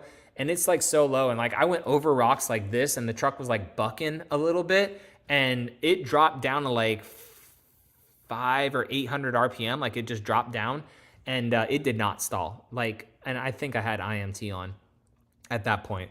But if you like a manual and you enjoy it, the seating position's a lot better. You don't feel like you're laying low and like pressing a clutch like this truck. It's fine. I prefer an automatic just because traffic and I don't want to be there constantly shifting and stuff. But like if you want to be connected to your truck and have that driving experience, then totally go for it. It drove perfectly fine. And I don't drive manual vehicles that often. I don't have a sports car. I don't have a GR Corolla or an 86 or like a little Porsche or something like that. I don't have that. But for me to not drive a manual and then get in the truck right after Toyota Jeff drove it, I'm like, dude, I haven't driven a manual in a while. He's like, you'll be fine. Install it once, start it back up, stall it again. And all right, I felt the clutch. It is a high clutch. I was like, okay, I got it. And then drove it the whole way back. After stalling it twice, drove it the whole way back perfectly fine. Shifting and everything, it was good. Do the back seats of the 24 Tacoma fold down like the other trims? They fold down flat, and then the back seat opens up. It's basically like the Tundra. 56 degrees, dang, in Washington. Hey, John, will production of the newer Tacoma be the same as pre-pandemic? That is what they're hoping for, meaning that there'll be tons of Tacomas on every dealer lot. That is what they're hoping for. I mean, right now, our dealership has a crap ton of Tacomas, so I think it's getting back to that point-ish. But everything that Toyota said is like they're trying to make it their volume-selling truck. One of their volume-selling vehicles, actually. So hopefully, yeah. Excited to bring out more of the turbo sounds, the throttle house. Yes, yeah. They captured it perfectly. Like the spool that truck has, it sounds so good, so good. Hey, John, the price that I saw in TFL's video for a 24 TRD off-road premium was $60,000 plus. So the one that they were showing was a TRD Sport, and it had a dealership markup on it and a shit ton of options. It had so many options on that truck for a dealership to just try to get as many dollars out of someone as possible. So again, my breakdown of my truck saying that it was about 52-ish is a little bit more accurate. Plus the destination, which I'm not 100% sure of what the destination is. They said it's going to be about $1,400. If that's the case, then we're looking at about 54-ish thousand for a Tier D off-road premium. That truck being at 60 had a crap ton of options. Plus, I think they said a $5,000 markup addendum on it. And that was just that particular dealer. So that truck did have additional markup on it and a crap ton of options, which are all negotiable, guys, all negotiable.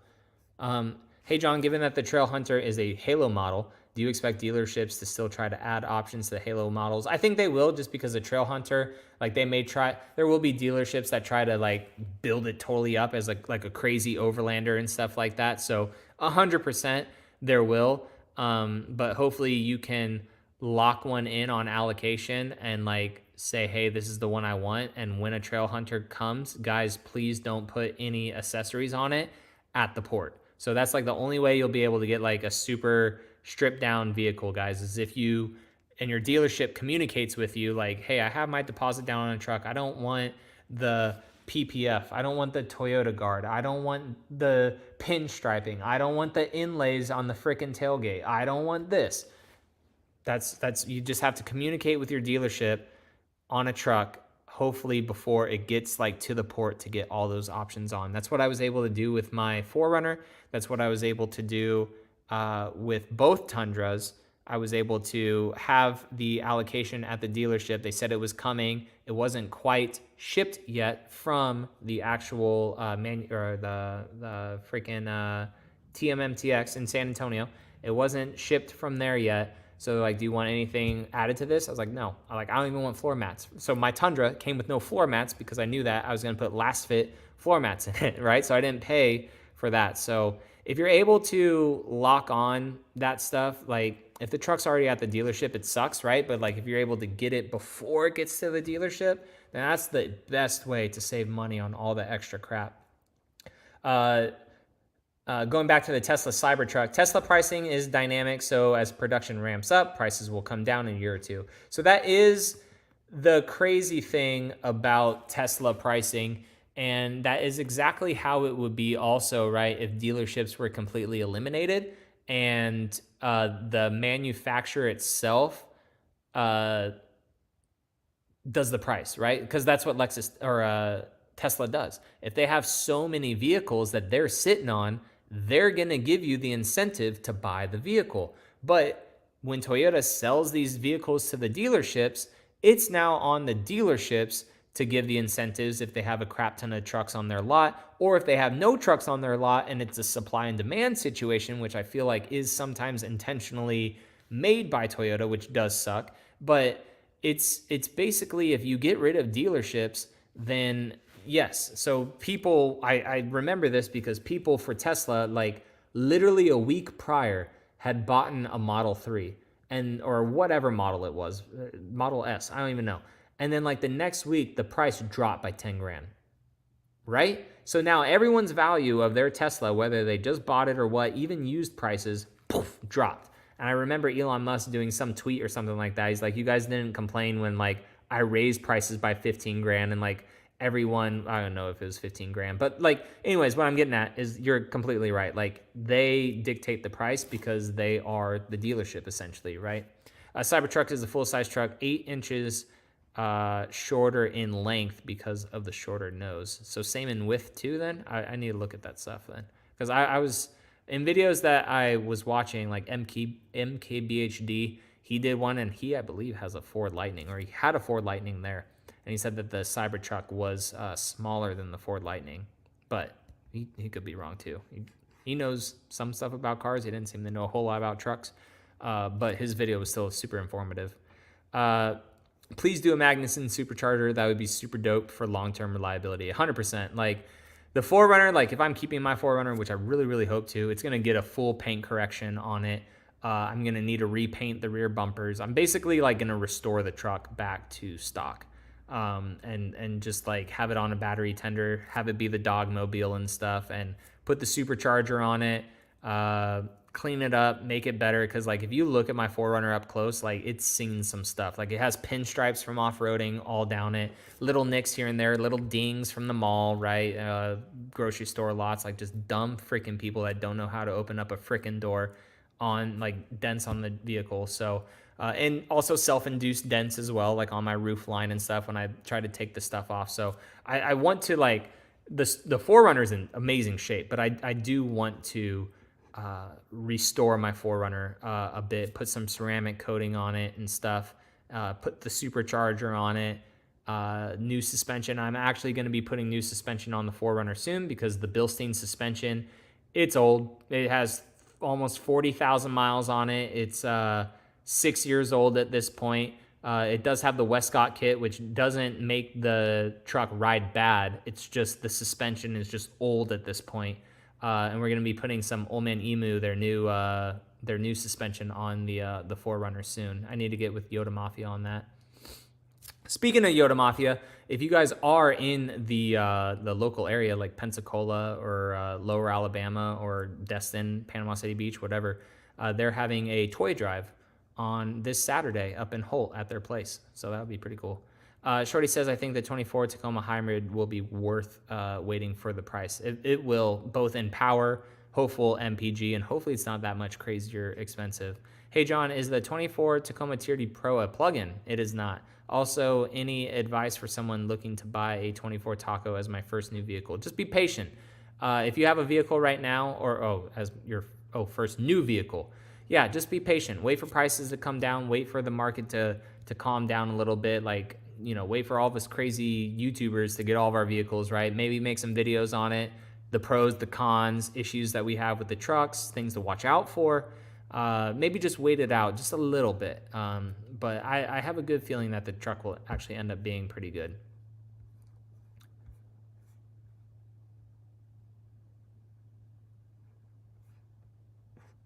No worries. Hunter, how's it going? Any idea if they'll make a manual transmission in a long bed? Not yet, man. Not yet, unfortunately. It doesn't look like it on the pricing. Hey, John, do you think that the Charity Pro seats are overrated? I haven't been in them yet. I would like to try to be in them, but I have not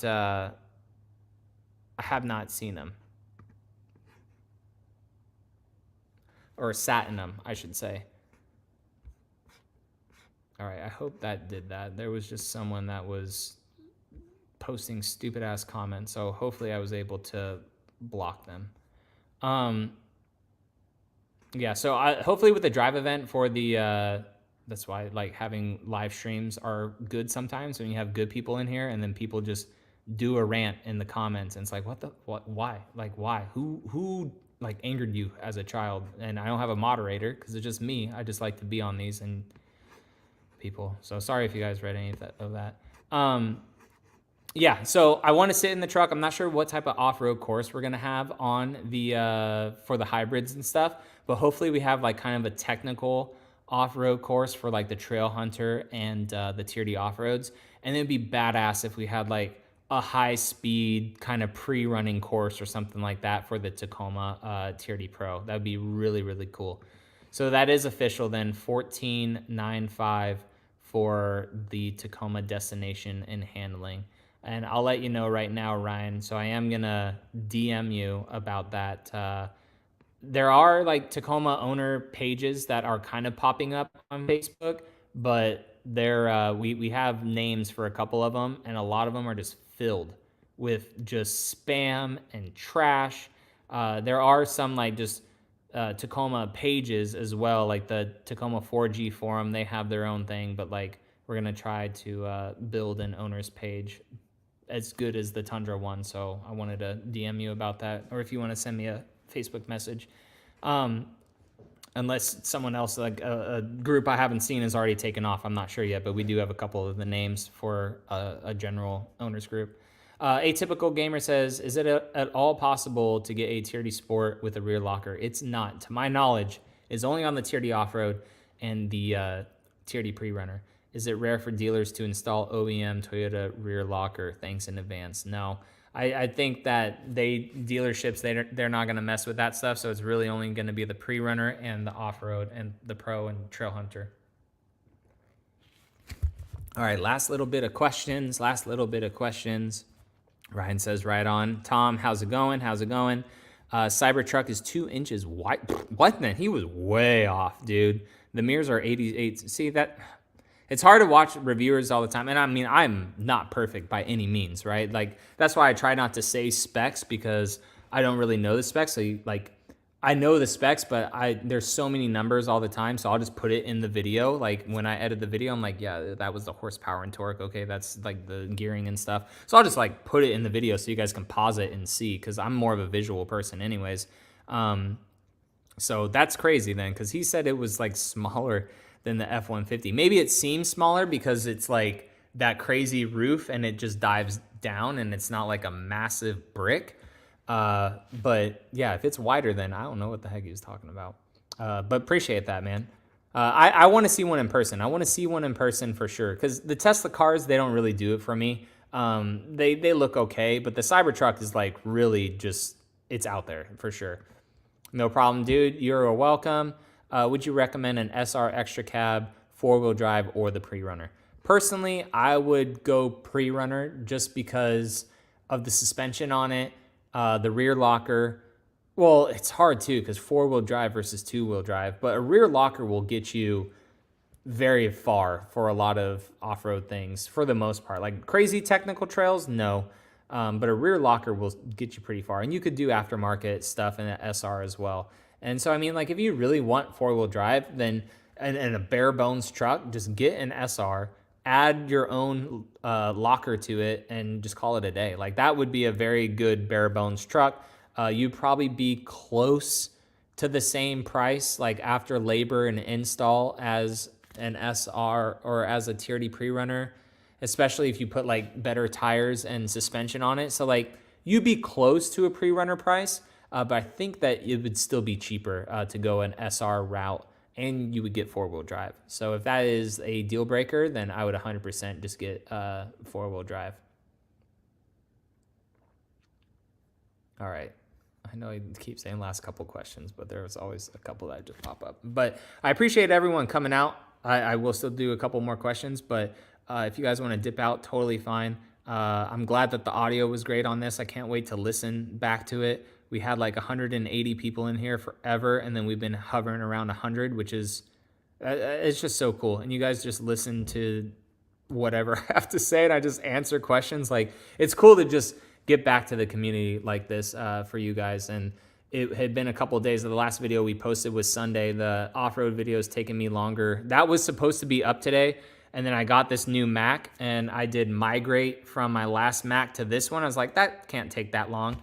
6 hours later and 650 gigs of crap later, the laptop was done, and it was like 5 o'clock. I was like, Jesus, man. Like, I wiped my other laptop to sell on Facebook Marketplace, and then this one and my other Mac were like tied up because they were talking to each other for the whole time. I'm like, well, I need to do a live stream this week. So it's just last minute live stream. So that was today's plan. Well, today's plan was the off-road video, but yeah. TRD4, 2024 4Runner TRD Pros are 57 grand. No, they're not. Are they really? I haven't like looked at Toyota 4Runners new for a while, except for that one solar octane that I was looking at, but it was used, so like we're talking like price anyways. But what is a 4Runner TRD Pro?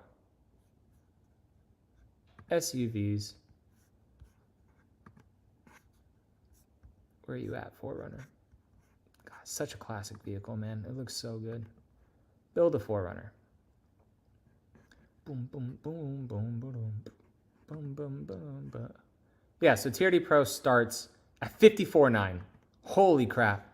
So $54,900 is what the 4Runner starts at. So $55,000. That is absolutely insane. And then, yeah, add a couple things, some dealer stuff. Yeah, you're at 57. So the new 4Runner TRD Pro, guys, going back to that comment earlier, because we also have the price ladder. Remember that with the Land Cruiser, right? So it will definitely be into the 60s for sure, especially if it's standard hybrid, all that stuff with it. It'll definitely be into the 60s or pretty dang close. If total amount as built, why does it just go up?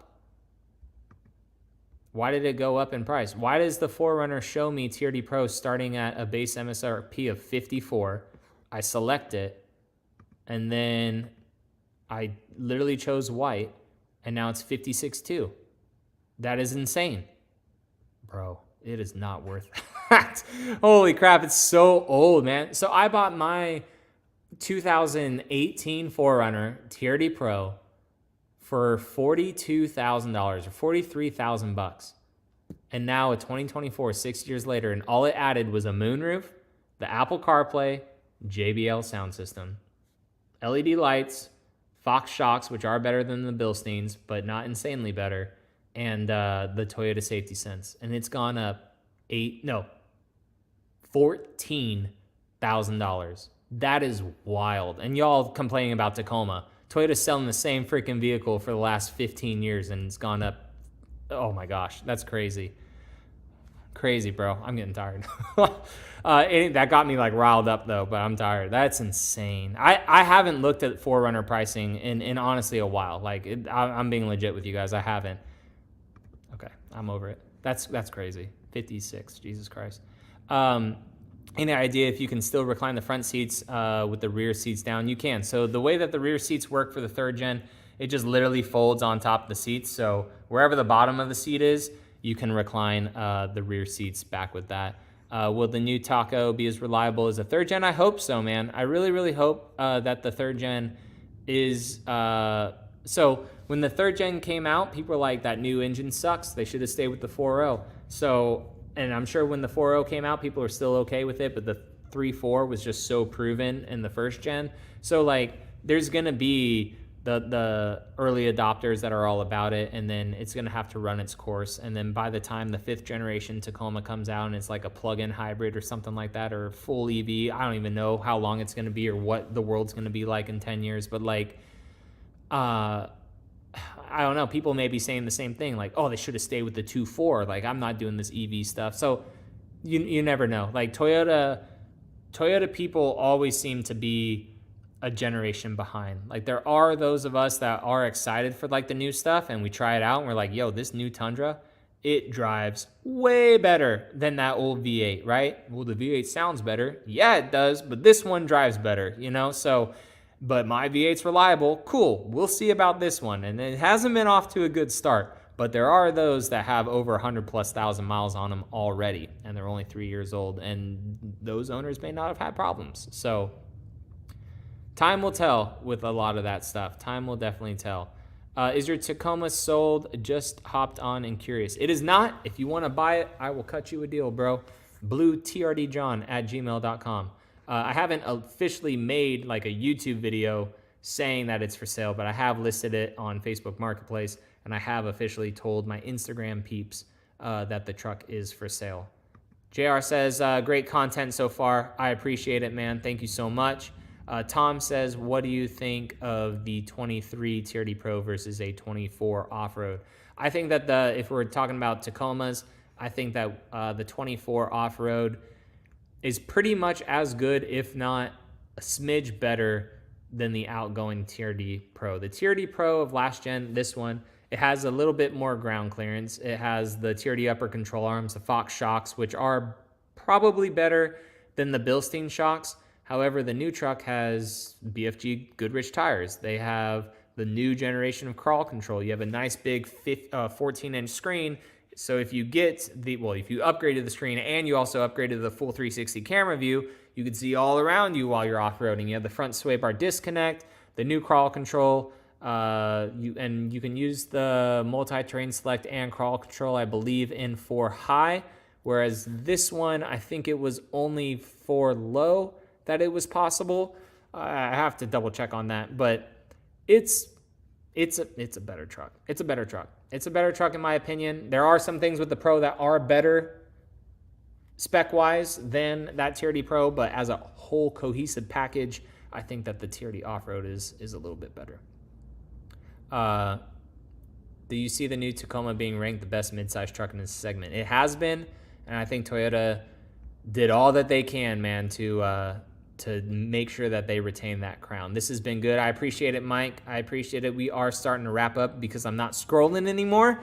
So we have caught up with all the comments. So I appreciate everyone for hanging out. BC says, will the Trail Hunter come stock with the rack, etc., or will it be an add-on package? The only stock rack it's going to come with is a tiny little headache rack, and I believe it comes with the snorkel as well, the Old Man Emu suspension, the ARB rear bumper, all that stuff should be stock. So I did a video of a white Trail Hunter at SEMA, and I'm like 95% sure that that is like the stock variant of it. It'll also come like with a compressor in the bed and stuff too. Thank you for answering all the questions. Heck yeah. And again, if someone is still in here that had a question and I skipped it, we got like 25 minutes behind, and this is the second time we've done that. I know that I start these by saying we usually get 10 minutes behind, 15 minutes. I did not expect 180 people to be in here, so I appreciate everyone. That's why they haven't updated the Forerunners. They're making too much money. Same reason, too, why they told us 2025. I don't know if you guys are GTA fans, but that's the same reason, too, why they told us freaking 2025 in the Grand Theft Auto 6 trailer last night, bro. 2025? Dude, it's been 10 years of GTA 5, and it's 2025 for GTA 6. And the reason, one, they're making it badass. Like, that trailer looks so good. The visuals, I don't know if you guys are gamers or whatever, or if you even saw the GTA trailer or whatever, but the visuals and everything of that game looked incredible. It literally looked like Florida. Like, it looked so Miami. It was so sick. But they are milking the heck out of GTA 5 freaking online and just to boost the sales again of like GTA 5 copies maybe. They're like, hey, let's get the hype around, play GTA 5 one more time, go online, spend some money. 2025 is when we're coming out with this one. So it's the same thing as the 4Runner, man. They are making, the 4Runner R&D has been paid over so many times.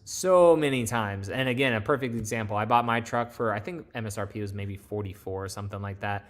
I don't even know what the MSRP was of a 2018 4Runner TRD Pro. Let me see.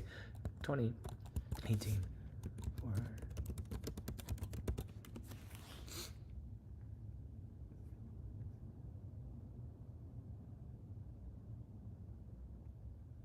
Used prices are still in the mid 40s. That's just so crazy.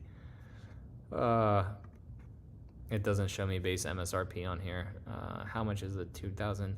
Pro MSRP was 44. So I paid $44,000 for my 4Runner TRD Pro in 2017, and they're going for $12,000 more than that, and they haven't changed really a thing in 7 years. That's crazy, dude. Crazy. Does the new Land Cruiser have any tire combo like the GX have? I believe that they had some Michelin off-road tires on it. I think that they were Michelin's on the Land Cruiser. The 1958 literally has throwaway tires. Like, it has tires that you're just going to cool the trucks there and then go get different tires on it. But it doesn't have like any nice Toyo open countries. Plan to get a GX 550? We will see in January. I started this stream off by saying like I was really going to buy a 5th gen 4Runner this week and do another build on it. But when I started to do logistics of getting parts and stuff for it and doing the build and then doing what I wanted to do with the build afterwards, it wasn't going to be smart because like I would literally get the new Tacoma and then parts would be starting to roll in for the 4Runner.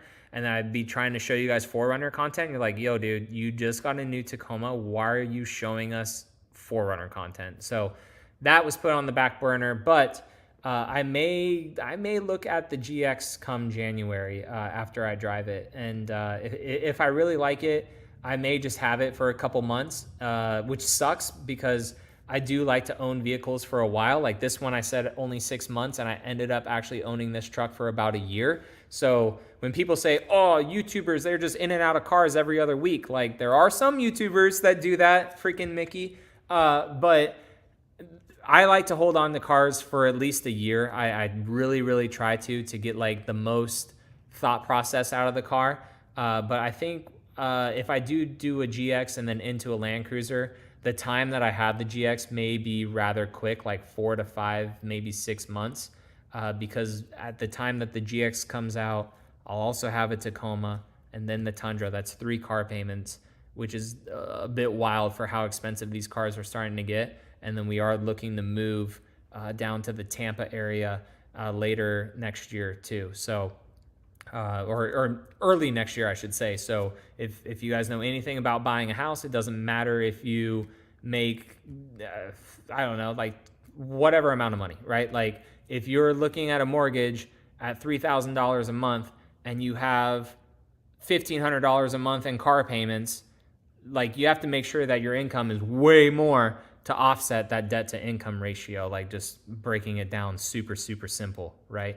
So I would love to have all the vehicles and stuff. Like I would literally love to have all the vehicles, but for us to make this move happen to like allow the channel to grow, it sucks because I may have to take a hit and not, first world problems again, and not get like the GX and the Taco and the Land Cruiser like back to back. Like that would just destroy credit and destroy everything.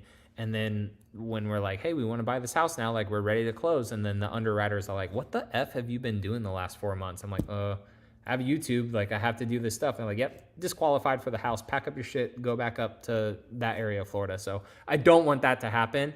So depending on how taxes are this upcoming year and how much it shows that we make, if we need to write off a lot of taxes, because I did buy 3 vehicles this year and I sold 3. So it would break even on itself, which means I can write them off 100% instead of just a percentage because I'm not keeping the vehicle for the next year. So I could write off all the vehicles, and I mean, I'm getting into all this economics and stuff, which they should teach in school. But I could effectively show that I made no money with all the vehicles that I bought, which is kind of cool, but kind of shitty at the same time, because if you want to buy a house and you made no money, but clearly I made money because we bought cars, I showed you guys stuff. I just bought a new laptop, right? Which is another, I believe it's 100% write-off if you buy tech equipment and stuff too. So like, it's just crazy. Like clearly I hate the banks and lenders are like the same, but two completely different people. And there are different types of loans that you could do. We could do equity of houses that we have, like to buy your future house and stuff. But I'm trying to use what's left of my VA so I don't have to put like a lot of money down on a house out there. And in order to do that, it's a government-backed loan. So you have to, anyways, that like plans to get a GX. Yeah. So that's how we get so far behind, dude, is because simple question and I freaking went off on it. But yes, I have plans to get a GX. I could have just simply said that. But right away, not 100% sure. David enjoys the live streams. I enjoy BSing with you guys. We are right at 2 hours, man. Insane that we can just talk this long. Direwolf, what up, dude? How's it going? No problem, guys. Appreciate everyone coming in. Yeah, take two. Enjoy the Jeff reviews, Toyota Jeff reviews collab. Jeff's a character, man. That dude is so wild. Playing GTA 5 right now. Heck yeah. There, see, that's the good thing about the live streams. I'm just talking with you guys. Yeah, you have to focus on the missions and stuff too, or especially if you're flying a plane or something like that. But yeah, you could just have these live streams on in the background while you're doing whatever. I think that Toyota didn't give enough engineering and production capabilities to update the 4Runner for 2024 with everything else they're doing with the Land Cruiser and GX. So the cool thing, like with these, the global platform that they're doing is like the Tacoma's powertrain, obviously, like the way that they were doing the hybrid setup, and then the Tacoma most likely will be in the 4Runner because they're putting all that R&D into those vehicles and they get 3 vehicles out of it. Very cool. The frame and everything underneath, multiple vehicles out of it throughout the whole globe. Very cool. So I think that the main engineering and stuff that they're waiting on the 4Runner is just design, getting the factory up and going for it as well. So and like that's what makes me really hope that it's still being made in Japan, is like they didn't want a new GX going down the line, a new Land Cruiser going down the line, and a new 4Runner going down the line at the same time. And that would be like so crazy. So hopefully it's still made in Japan. That's one of the reasons they're just like, hey, let's let the 4Runner shine next year. All these new cars, cool, new Sequoia, new this, new that, new Land Cruiser. And then hopefully the 4Runner gets its own spotlight, right? And that's why that they're waiting for that. And yes, Larry Chen had a great video for the first factory GX 550 build. Insanely jealous about that. Like I would love to do that for 4Runner when it comes out, but my videos are nowhere near as great as his. He's very, very big also as an influencer wise in the Toyota scene. So influencers for Toyota, they get to do a lot more behind the scenes stuff than people like me, which I wish I could be a hybrid of that. I wish that I could be like an influencer, but like show you guys good, cool behind the scene Toyota stuff, but also like a journalist at the same time to show you guys the reviews. Like I want to find the blend of that somewhere, because if the new 4Runner is made in Japan and like TRD John gets to go and show you the very first 4Runner that runs, like comes off the lot and it's mine, that would be so cool. Like that'd be so freaking cool. Thanks for taking my questions. I heard your answer. Heck yeah, no problem. Sorry I was a little bit late, about 8 minutes late, but it's all good. What about the new Crown Signia? I like the new Crown Signia. Ironically, it's gonna most likely replace the Venza, and it is like the same size as the original Venza that like came out. But the quality of the Crown products, guys, is truly something. The carpet in it was super soft. Like just everything that the Crown is just like really, really cool. Like I like the Crown quality. It's literally Lexus. It's a Toyota branded Lexus, but the Crown stuff is pretty cool. It's I wish that there was a hybrid max version of it to be like a little station wagon ripper, but for it being a hybrid, it's pretty good. Which tire do you recommend, Ridge Grappler or Toyo RT Trails? Both kind of the same to an extent.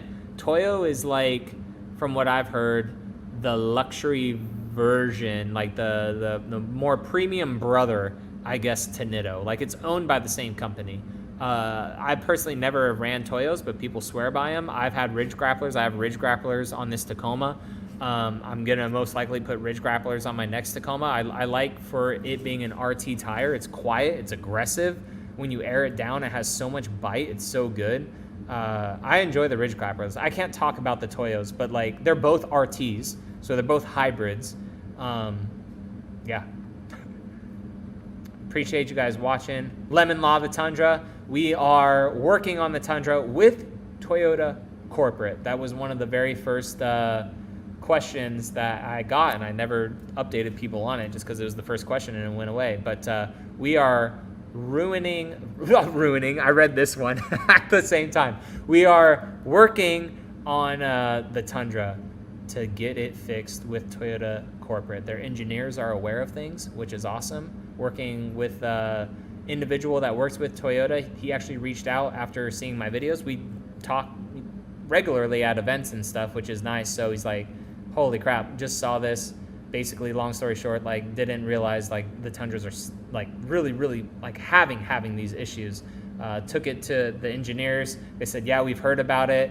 He's like, well, this is really an issue because this video has lit up. There's like probably now with the comments, probably 50 people just with that one video that have commented that their trucks are doing that. I probably have another 50 people in DMs on Instagram. So like over 100 people that have like only reached out to me. And you know, there's those people in the comments section too that said, yeah, my truck did that as well. I traded it and I got over it. So, you know, there's people that have been having those issues too that just said F Toyota and they just let the truck go. So word has been getting out about this for the Tundra. And hopefully I will be able to take it soon back to my dealership with the engineered suggestions to fix it. And then I have to get back with Toyota to my guys, say, yes, this fixed it. I will continue to test it out for you guys. So it sucks because, like, I wouldn't mind honestly selling the Tundra just as I talked about, right? To get a GX, to get the Tacoma. And then by the time that it comes to buy a house, sell the GX, potentially sell the Tacoma too, have no car payment, close on the house, buy a Tacoma hybrid right afterwards and buy a Land Cruiser. Like, that's the stupid way that debt to income ratio works. Like, I know I'm able to afford the house. I know I'm able to afford the cars. But to close on the house, you may not be able to have the cars, but the day after you close, go crazy and buy the cars. No sense at all. But that is the reason why I'm keeping the Tundra right now and not just gonna lemon law it and get over it. I really want to take this bullet and do as much as I can with my dealership and working with my Toyota contact who can then be the engineer's voice through me and fix this issue for all the people that are having the issues with these trucks. Because I don't want this truck in 10 years to be a complete pile of crap that has not been improved on. I want it to be as good as the second gen, as good as the 2.5 gen, as good as the first gen. Like, I want the Tundra to continue to be a good truck after stuff has been worked out. And if we don't talk about that stuff and make videos on it and get in Toyota's ear, like, the trucks won't improve. Because like the engineers like Craig, like the powertrain engineer that I did the interview on with the Tacoma, he said that he saw my videos. He's like, that's crazy. And like, I went on ARC because they have a whole bunch of like fleet Tundras and stuff that they drive around and they do stuff. The one that he's driving right now is a 1794, he said. And he's like, I had to like sit in the truck and listen. He's like, I didn't hear any in that truck. And I was like, that's totally cool. Like, not every Tundra does it, but like my Tundra didn't do it either up until like 4,000 miles. And I have another friend who DM'd me as well. He has a 22 or 23 TRD Pro. And he just came back from a road trip randomly as he was driving. And his freaking driver's window just started like that. Or driver's door. We're not sure if it's a door or a window right now. But yeah. No problem. I appreciate you guys. And we are going to hop off. I know that I said we're going to hop off. I could talk all day with you guys, but I appreciate it. And this is why I said ruined earlier. Matt says, credit ruined, new channel, Van Life John. Which them shits is expensive too. They're like $100,000 for certain vans, man. Might as well buy a house at that point, which is crazy. Absolutely crazy. Now get them to fix the hesitation on the TCM program. Oh, I know, right? Yeah. Yeah, that would be nice. I mean, there's certain things that I just, fix, or even like the fuel line stuff too. I saw you post that today in the Facebook thing, and like potential remedy November, and now it's December, right? But I haven't, seen a Tundra burn down yet. There have been some people that posted the actual fuel leaks and stuff, like their trucks were actively leaking as a tow truck was towing them up onto the thing. So, John, on the new Tacoma, how are the LED headlights and fog light outputs? I know that the rigid fog lights are bright as crap. Those things are so bright. However, not really sure yet. I was trying to drive that truck home at night, but by the time we got back to the hotel, the sun was setting, so I was not able to utilize the lights at night. But all that stuff will come with my truck. Like, I'm not going to milk the content for the Tacoma, but it will be like super. So the thing that I hate about YouTube is like if you make under 8-minute videos now, like it used to be okay to get by in the past by being under 8-minute videos, and you guys were all like, yo, thanks for not dragging this video out to 20 minutes like other YouTubers and stuff. It's like, well, I just give you guys the information, that's it. Like there's no reason to drag it out. But now YouTube is really blanketing content that isn't like 6 to 8 to 10 to 15 minutes long. There's like these increments of videos, time frames that videos have to be. So like I used to just make 3-minute videos like, hey guys, this is what it is. Boom, see you later. So now what I do is, you guys have noticed like they have been 8-minute videos, right? Because YouTube likes to throw the 2 ads in it and stuff and all that stuff. But if it's a video where I just need to give you guys information, I still give it like within the first minute. And then for those that just want the information, they're gone. And then I'm still making YouTube happy by having the video be over 8 minutes, which has actually really helped the channel. Like a lot of videos are actually getting more views, and we're getting more subscribers and people that said, yo, I just found this channel. Where have you been? I'm like, I've been here, but YouTube hasn't been showing me to people. So it's the constant algorithm fight. But to answer your question, West Coast, there will be videos like that of night driving with the Tacoma. How's the LED interior lights? Are they as bad as the Tundra, or are they actually good in this truck? How's the reverse lights? How are the brights? How are the fogs? Whatever. How's my seats on this Tacoma from my however many hundreds of mile road trip that I have to do after I buy the truck? It's looking like I'm getting the truck in Virginia. It looks like that dealership is going to be the one to source it quickly. So Virginia all the way down to Florida, right? Like, what was the MPG on that? Hey, I took the freaking little plastic air dam off at a truck stop and then went another 200 miles. Was my MPG better? So tons of videos that I have in my head. Ghosted says, what happened to Wednesday live streams? So I got a new MacBook today, and I need to make a poll to see if Wednesday or Tuesday works better for people. I don't know. We'll see. I'm definitely not going to do it Monday night because there's football on, and a lot of people like to watch football. Same with Thursday night. And Friday, people are doing whatever they want to do at the end of the week. The weekend's the weekend thing. So really, we only have Tuesday or Wednesday. So I'm going to make a poll and see what works best with people for Tuesday or Wednesday. But we went with today for a live stream because I erased my old MacBook Air that I had. I erased it so I could put it on Facebook Marketplace and sell it to pay for this one. And then I migrated all the stuff from my M1 Mac Mini to this. And the laptop said that it was going to take an hour. And I was like, oh, wow, that's pretty quick. And then it started adding everything up, and there was over 600 gigs of crap to go from that laptop or from that Mac Mini to this. And I think it's all like in my media libraries, like just backlogged. And I need to go through that and delete a lot of crap because that thing ate into this terabyte hard drive like it was nothing. But it took about 6 hours for the computer to migrate itself over to this MacBook. But it's super cool that Apple can do that because I just set up my fingerprint on this, and when the desktop greeted me, it was everything that my M1 Mac had. The dock was the same. All my passwords were all saved. I immediately was able to go into YouTube. It was all there. Like even down to the links on Chrome were purple. Like I had already clicked them on a brand new device. So it was literally that computer put to this. Took about 6 hours. So I was not able to finish editing my TRD off-road video that I wanted today. And it has been 2 days without content because I needed a break on Sunday. And then Monday, I did a lot of around the house stuff. Sunday was like just a chill day because we had been going balls to the walls. And then Monday, I realized that we didn't pick up enough around the house. So totally cleaned the house, cleaned my office, cleaned the garage. Didn't do a video that day. And I'm like, I cannot do 3 days with no video for you guys. And then the Mac was migrating and upgrading. So just decided to do a live stream to keep the weekly live streams. But I will do a poll and ask you guys if you guys like Tuesdays or Wednesdays. Either day works for me. So we'll have to see it.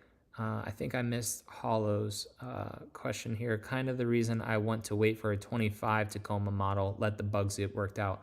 And that's a totally good thought process, except for if you need a truck, like don't wait and like buy a used truck and then potentially like lose money on a used truck or whatever. I don't know. It depends. But like the third gen Tundra is like still having issues into its third model year. And like Toyota is fixing stuff, but yes, some stuff is frustrating. So it's not like getting fixed immediately. So like what I'm getting at is like 2025, like whatever's wrong with 2024 ain't going to be fixed for 2025, especially too with the hybrids coming out in April. Then they're going to catch up for the 2025s for all of them to be released hopefully by like November, December. So like really the 2024 is only going to be here for like 8 months and then the 25s roll out. So whatever issues were potentially on the 24s most likely will be there on the 25s, right? So for me, I mean, I'm just banking on warranty at that point as well. And for me, it makes sense too because I make content with, you know, if things are a little messed up, like it's good for content. It also, in this case with the Tundra now rattling, it gets a lot of eyes on it. And then Toyota reaches out to you and they're like, yo, let's fix this together. I'm like, thank you. Where were you guys on my last truck? But still super thankful that they want to work with me and work with my dealership and get that information back to engineers and potentially have an engineer come to my house or something, or me take the truck somewhere. I don't know, but we're going to get down to the bottom of it. But totally fine waiting. If you have the ability to wait, definitely wait for the perfect truck. Yeah, I mean, nothing wrong with that. Sammy, the MacBook specs. So I went with a space black, the new color, MacBook Pro, the M3 Pro. Long, stupid name. Apple in their names. Ridiculous. But I went with the 18 gigs of RAM. So just normal RAM, which we'll see if it's too little. My other M1 devices were 8 gigs, and I was always at like 7.5. So I was like always pushing it. But we'll see what this one is at right now at Activity Monitor. Right now, see, I don't like that the Apple does this. Like I'm doing no more than what I would be doing on my M1. And maybe this is just doing it better, or if I have a lot of stuff in the background. But I have 18 gigs on this, and somehow magically this one is now using 12 gigs, whereas my last one would only be using 7 gigs. But there is a lot of crap in the background going right now, and cache files is at like 6.4 gigs. So I have no idea what that's doing. But app memory, it's using 8 gigs right now, somehow. I don't know why, I don't know how. And then I went with a terabyte hard drive. So I went with a terabyte hard drive for this. And yes, 600 gigs to a gamer is nothing. That's 100% true. So for my Xbox Series S, I have a terabyte hard drive on it. And then I also have a terabyte SSD plugged into the back because I have a hard drive, but it's a normal disk hard drive with a 3.0, and it doesn't allow you to play games off of it, which is stupid. So it just stores stuff. And yeah, games take up so many gigs, and they're always updating too. Like, where were good games in the past that like I want to play Call of Duty, I'm just gonna play it. It's been a month since I played it. I just want to play it. You sit down, 100 gig download. 2 hours later, you can finally play the freaking game. It's ridiculous. I'm getting mine on December 15th. MacBook Pro, M3 MacBook Pro, 14-inch space black, 12-core, 18 GPU, 36 gigs of RAM, and 1 terabyte. Yeah, I think I'm the 1218 as well on this one. It doesn't show me on the more info for some reason. But whatever the base one was, I did that, and I only did the 18 gigs. But now seeing that for some reason, because like when I was looking at the RAM that my other Mac was using, I was like, oh, I'm only using 7 gigs. Like that would be fine because I could use 8 or 18 on this, and now it's at 12. Like I don't understand. All right, last few questions. No one put any more questions because my wife's gonna kill me if I'm out here all night. No one put any more questions. Turn, you are the last one. Ghosted says, so my questions for the Tacoma are, gosh dang it, Martin, I said Turn was the last one. Oh, you guys. All right, Martin's the last one, no more. So my question for the Tacoma, do you think that there will be a really good tuning potential? My bad, dude. Factory offset on the 17-inch wheels. I don't know those. And what is the fuel range for the Tacoma with the smaller tank? So I think the fuel range is going to be around 350 to 400 because like if it's close to a 20-gallon tank and it gets like 23, 24 on the highway, it should be on a stock form like 40. Tuning potential, 100% there. It's a turbocharged engine, and I'm not sure the offset of the wheels. But yeah, like even the Tundra, like there's no crazy tune for it. It's all like piggyback tunes.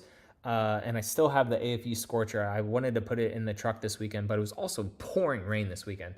I think we got like 10 inches of rain. I don't even know. My pool like almost flooded over. It was crazy. How much for the beautiful Tacoma? I will sell it completely stock, but it does include a calorie raised bumper, probably $1,500 worth of aluminum skids and the Relations race wheels, 5 of them, and bigger Nitto Recon grapplers for $49, which is a very good deal. And it's crazy. I mean, I have gotten some Facebook marketplace things since been sitting here, but it's crazy that like it has not been purchased yet. I do know that it's like holiday season and you know, people are waiting for next year and stuff, and it's the holidays, and it's probably the worst time to sell a vehicle right now. But 49 is like pretty cheap in my opinion compared to everything else I see online. And the fact that, you know, dealerships are still selling these things used for like 52, and this has even in a stock form close to like $4,000 worth of mods that I'm leaving on it. And for the full overland set, I again forget whatever I said in this video already, but like 52 to 53, and it has like $16,000 worth of overland stuff on it. So you can email me at bluetrdjon, BLUETRDJON @gmail.com if you're interested in it. But if anyone has someone that is interested in this truck and you bring me a buyer, I will give you $500. So someone buy my truck, please. Switch it and get the 36 gig. Give yourself a good ceiling. Yeah, I'm curious. Like, I want this MacBook to last. Yeah, once I had the 16. Yeah, so I mean, this is 18. We'll see. I know Apple does a tech thing. Like you can use it, I think, for a little bit and then return it or upgrade. So I'm gonna see. Like I upgraded a terabyte hard drive, and I was very close to not upgrading the terabyte hard drive just because I was like, I'll just use SSD. But I was like, no, F that. I'll spend the extra money, especially because I used Apple's military site, and so I get like 5 or 10% off or something like that, and that works not only for the core price of the MacBook, but also the RAM when I was upgrading, or the hard drive when I was upgrading it. So I think instead of $200, it was like $160 or $140. No, it was $180. So it's 10%. So yeah, it was $180 for the upgraded memory instead of $200, I think. I may be completely off with, I've had so many numbers in my head the last couple of days trying to sell stuff and then whatever. But I'm going to see. I'm going to edit a video on this and stuff tomorrow, see where the RAM is at. But it does piss me off that my M1 MacBook was at 7 gigs. And that's the reason I went for 18 gigs and I was fine with it. But now this is peaking at 12, which is still okay, because it's 12 instead of at 17 gigs, and I just closed a couple of tabs, and now we're down to 11. And I am using Chrome. Chrome uses a lot. And I am streaming. So we'll see when stuff is just at idle. But yeah. How much do you think, how much more power do you think the motor can handle? I think that Toyota is super conservative about this. Like, I would go up another like 50 or 60 horsepower from those numbers. Torque is probably getting there, but I would go up that because the Tundra, I mean, there's people already pushing a ton of horsepower out of Tundras with the JB4 tuner and stuff, and no one, at least right now, has been having issues. Hard drive on the new Mac, you mean SSD? Yeah, sorry, SSD, not hard drive. Even though I think it says HD or whatever on the Mac, it's SSD. John, don't want to bug you with another question. It's fine. Daniel is the last one, even though I said Martin, but they must have just popped in real quick because I see that Lord just got in here too. John, son has a Tacoma OR, wants the Pro Grill. The OEM is very expensive. Any thoughts on a knockoff? I'm not sure how much Yodaverse is charging for this one now, like, because when I review stuff like 6 months ago, companies have different prices. I have no idea with shipping and all that stuff. But check out Yotaverse, YOTAVERSE. Actually, if you want to go onto my channel as to when I did this grill, I should have a discount code in the description. And they do also have the camera attachment now for it. And this is also blacked out. And I believe I have a 5% code for them. And this to me looks better than the TRD Pro one because this is like the new version. I don't like that it's mandatory to get the Raptor lights, but I do like this version a little bit better. Martin says, where can I buy a double Qi charger for the Tundra? I saw it in one of your videos. Does it charge faster? I don't think that was my video. It may have been someone else's. I just have the stock wireless charger on my Tundra, but there is people that have been cutting into it and they just get like a wireless charger from Amazon and they cut into their thing and they like plug it into their USB charger. Lord says, I'm not asking a question. Ignore the post. I missed the stream, so I'm just here to say hi. I'll watch the VOD later. Appreciate it, Lord. I appreciate all you guys. And then Daniel, it wasn't a question, saying thanks for the comments. So guys, appreciate everyone that came out today, all the questions. Again, sorry we went longer, but whatever. We were having a good time answering questions. And sorry again for everyone's questions that I missed. But holy crap, there was a lot. And like we're at still 85 people in here. And we've been going for 2.5 hours, which is wild. And this is like the most I ever used to get, like when I first started doing these live streams. So very, very cool. I appreciate it. To recap, if someone can find me an off-road adventure arcade, the Ivan Ironman Stewart, if you guys can find me any of those arcades, give me a lead on it and I buy it, I'll give you money. If someone sells my Tacoma for me, I'll give you $500 as well. We're not buying another 5th gen 4Runner, which is totally fine. I wanted to, but it's not going to happen. The banks are horrible when it comes to loans for houses if you have cars, and we're getting the new Tacoma soon. So we recapped on all 5 of those things, but it was a great live stream. I appreciate you guys. Sammy, appreciate you. Ryan, I will DM you unless you DM me. I appreciate it. And they're coming out with a dual. Oh, that's maybe what it was. That would be nice. And hopefully it's as good as the Tacomas, because the Tacomas, you put the phone in there and this little rubber thing holds it into place and it doesn't bounce around. So good on the Tacoma.